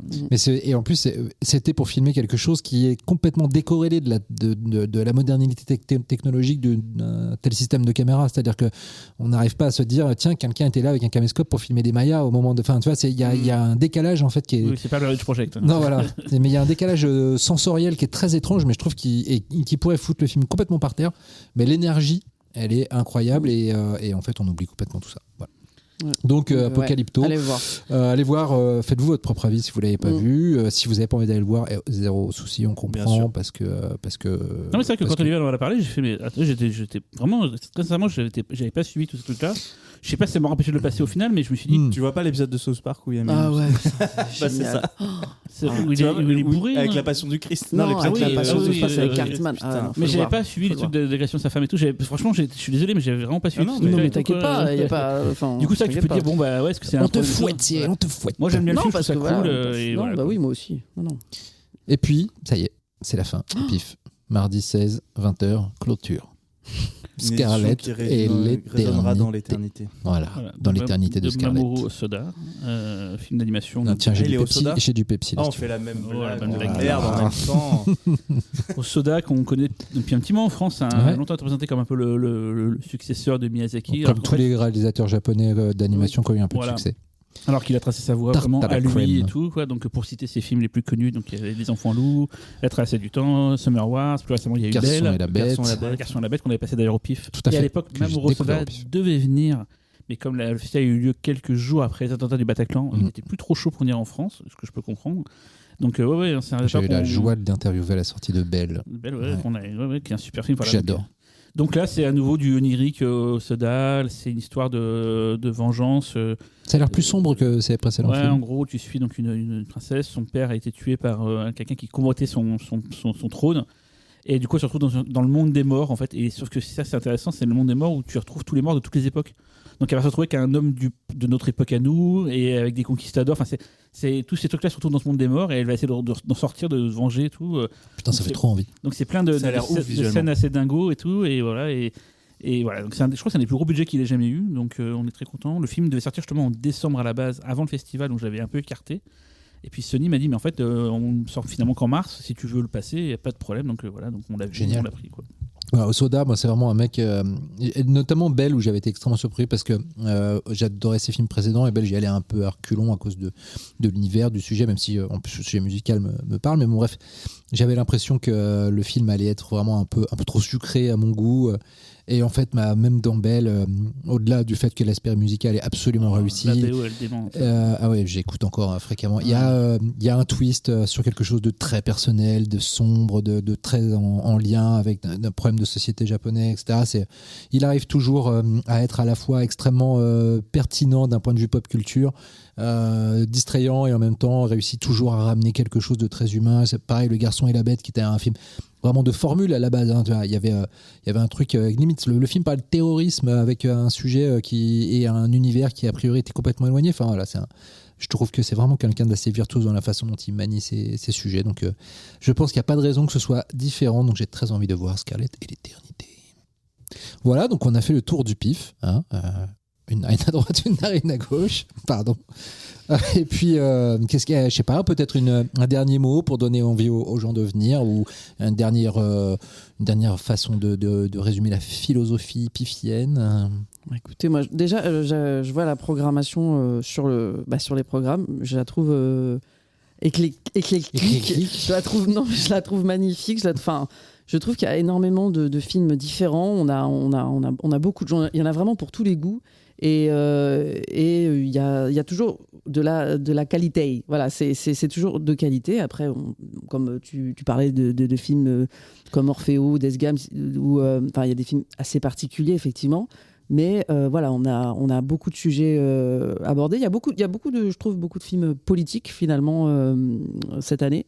Encore un peu des films sur les vieux, hein. Il y en a de plus en plus. Il y a du féminisme, il y a de l'anticolonialisme, il y a de l'action, il y a du, avec Orfeo, il y a de la beauté un peu opératique. Il y a du trash avec Dolly, il y a vraiment. Ça embrasse le genre dans toute sa complexité, dans toute sa complexité, dans tout son spectre, c'est complètement bourrin. Et puis on sent une émergence aussi du cinéma européen, un peu plus, Italie, Espagne. Et ça fait plaisir. Il y a des grosses machines du type influencers aussi. On essaye de pas avoir que de l'américain. Parce que c'est un peu tarte à la crème d'avoir que des films américains. Et il y a de tous les pays. Des fois, on a des pays un peu genre le Kazakhstan. On avait passé un film Bullet, comment il s'appelait Bullet of Justice. Bullet of Justice, voilà, qui était complètement à part. On a des films avec Danny Trejo. Des fois, t'as des films. On a des films indiens. On en a souvent passé. Enfin, on essaie de pas se contenter de passer que de l'américano-américain. Mais c'est pas volontaire, c'est juste que en fait, ils ont pas le monopole du bon goût. En fait, il y a plein de gens qui font des trucs très bien. Plutôt le monopole du mauvais goût. Non, il y a des trucs bien dans les films américains qu'on passe. Là, il y a des trucs très bien. Mais voilà, non, mais surtout, c'est moi, c'est ce que j'aime c'est là, je trouve qu'on sent quand un festival est vraiment pensé par des gens qui sont avant tout là par l'amour du genre, c'est que c'est un peu une radiographie d'un instant T de ce qu'est l'état de la production.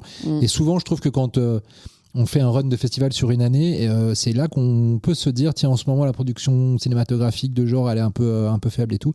Il suffit de chercher en fait. C'est ça. Il suffit surtout que le PIF, vous êtes très fort parce que j'ai fait beaucoup de festivals cette année et il y a plein de films que j'ai pas vus, donc il y a toujours beaucoup d'inédits. 450 films pour en arriver à 20 et on n'a pas la science infuse, mais on peut faire des erreurs. Mais il y a des films qu'on a voulu qu'on n'a pas pu avoir non plus aussi parce que c'était trop tôt, machin et tout. Mais Obsession par exemple, on aurait aimé l'avoir, mais on a pété un câble à CJ sur ce film, mais comme tout le monde en fait. Voilà, donc on n'a pas pu l'avoir parce que c'était pas possible à ce moment-là. On essaie de faire au mieux, on essaie de passer des films. Et comme tu dis, nous on n'a rien à gagner, on fait pas plaisir à des distributeurs, on n'a pas des arrangements. Attention, ça laisserait penser que d'autres le font, mais c'est pas ça que j'ai dit. C'est qu'en fait, c'est sur notre temps personnel. Donc moi je me fais pas chier, Olivia se fait pas chier, Xavier, Véro, enfin tout le monde ne se fait pas chier à prendre autant de temps sur un festival si c'était pour faire servir la soupe et faire un truc qui nous ressemble pas, où on fait à contre-cœur, on se pince en nez et tout. Non, si les films sont là, c'est parce qu'on a voulu les montrer, il y en a pour tous les goûts. Je suis pas forcément fan de tous les films qu'on passe cette année, mais il y a toujours un truc qui fait que je me dis quelqu'un va être content de le voir. Il faut pas penser qu'à moi. Tu vois, tout à l'heure Olivia disait que j'avais pas trop aimé Marama, mais je vois que le film a d'énormes qualités. Mais c'est ça. Je vois qu'Olivia elle était à fond dessus, c'était pas la seule d'ailleurs, il y avait aussi Zoé qui avait adoré. Je suis à l'écoute en fait, j'ai pas une science infuse. C'est comme Dolly où t'es pas particulièrement tu vois, mais tu sens que moi Darwoman, tu vois, c'est pas mon délire, mais je vois totalement pourquoi il faut le passer en fait et pourquoi tu le passes. Il en faut tout. C'est très programmateur, c'est de voir de mettre de côté des fois ses goûts. Ok, là ça moi ça arrive souvent en mode je suis pas très fan, mais par contre je vois l'attrait et je vois en quoi ça peut plaire à plein de gens. Il y a des films que j'ai passés par le passé que les gens ont adoré au festival et tout. Moi j'étais pas spécialement fan, mais je sentais que ça pourrait plaire et j'étais content quand ça a plu parce que voilà, tu fais pas que pour toi, mais après tu vois, t'as l'habitude et tout, comme tu dis, on est cinéphile, on voit beaucoup de films, donc on sait plus trop avoir. Tu vois, c'est ça que je disais qu'Olivier est venu dans l'équipe, c'est que plus t'as vu des films, plus tu te fais moins avoir par un truc un peu hype et tout. Moi j'en ai vu un à CJ, je sais pas son nom, un truc qui est 24, mais que tout le monde se paluche dessus, mais qui était nul. Mais voilà, j'étais content je suis content de pas la placer, genre voilà, il n'y a pas besoin de nous et je suis content de pas le passer, tu vois. Voilà, on n'est pas là pour la machine à hype, on a des trucs à hyper et tout attendus, mais voilà, souvent c'est des trucs un peu moins connus, genre je dis Redux, Apophyniac, que les gens connaissent pas encore actuellement, mais ça se trouve dans quelques années ce sera des films cultes. Bah, c'est normal que vous les connaissiez pas. Souvent les gens me disent mais vas-y parle-moi un peu des films du festival.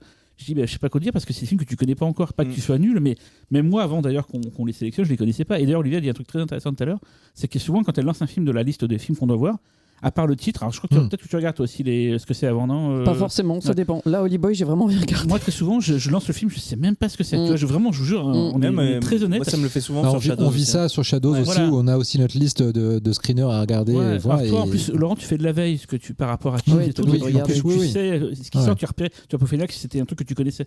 Moi, je le connaissais pas avant de le regarder, et j'étais cueilli. En fait, tu vois, c'est vraiment. On sait à peu près, on connaît les bêtes de festival, on sait à peu près les gros trucs attendus, mais il y a plein de trucs qu'on ne connaissait pas avant. Là, je vois dans la liste, Silence, moi je savais qui était le gars, mais je pensais pas que ça allait être aussi bien, tu vois, quand je l'ai vu, tu vois. Non, et voilà, on se fait vraiment cueillir, quoi. Ah oui, bah pareil, Silence, vraiment, c'est Zoé qui l'a vu et qui m'a dit, écoute, regarde-le. Et moi, j'ai pris une énorme claque, vraiment. Et je savais pas du tout à quoi m'attendre. Et là, Silence, j'ai jamais vu un film comme ça. Voilà. Et ça fait vraiment plaisir. Et effectivement, notre plaisir, on a envie de le transmettre aussi. Et même si c'est pas forcément des films qu'on a aimés, ça reste aussi un plaisir de découvrir des films voilà, qui ont une originalité ou qui ont quelque chose et qu'on a envie de partager. Et d'ailleurs, un petit frisson aussi quand tu es la personne qui a repéré un film, qui est allé voir tout le monde en disant putain, matez-le et tout. Et après que va arriver le moment où il va être projeté devant les gens. Bah, ça fait plaisir, mais tu stresses un peu. Mais après, c'est pas nous qui. C'est plus pour être enfin comme vous, avoir travaillé du côté distributeur, c'est quand même un peu plus stressant quand tu distribues directement le film et que voilà. Parce que nous, finalement, s'ils se plantent, c'est juste, on est déçus que les gens soient déçus, mais c'est pas comme un film qui sort en salle où tu peux te foutre en l'air ta boîte et tout. Ouais, bien sûr. Voilà, si avec tout ça vous n'avez pas envie d'aller au PIF, moi je sais pas quoi vous dire, donc je rappelle le PIF. 14e édition du 10 au 16 décembre 2025, vous ne trompez pas d'année, au Max Linder Panorama. Venez nombreux, on vous y attend, on y sera, tout le monde y sera. On est très content d'accompagner à nouveau le festival. Oui. Et puis ça va être mortel. Bah oui, voilà. Mais comme tous les ans, la boutique. Voilà. Vous pouvez acheter des t-shirts, des mugs. Voilà. On n'a plus de mugs, mais. Ah bon, c'est pas vrai. Si, on en avait, mais là on en a plus. J'ai cassé le mien, j'en voulais un. Non, c'est mort. On a fait imprimer les t-shirts du passé qui avaient bien plu. Tiens, regarde. Ah, ça c'est chouette. Aujourd'hui, le Nosferatu. Voilà, vous n'avez pas de. Alors on il n'y a pas l'image, mais on l'a refait imprimer. Aujourd'hui, voilà, pour l'honneur de ce le Godzilla, enfin c'est le Gorgo, c'est pas de Godzilla, mais on le fait imprimer celui-là. Très bien. Moi j'ai tatoué le logo du PIF dans mon dos, voilà. Ouais. C'est pas impossible, tu as tous les tatouages que tu as, quoi. Merci beaucoup Olivia et Cyril d'être venus nous voir pour cette désormais traditionnelle révélation, auscultation de la programmation du PIF. Bon festival par avance, on est sûr que ce sera génial et puis à très bientôt. Merci beaucoup. Merci à vous. Pico bisous. Poutou.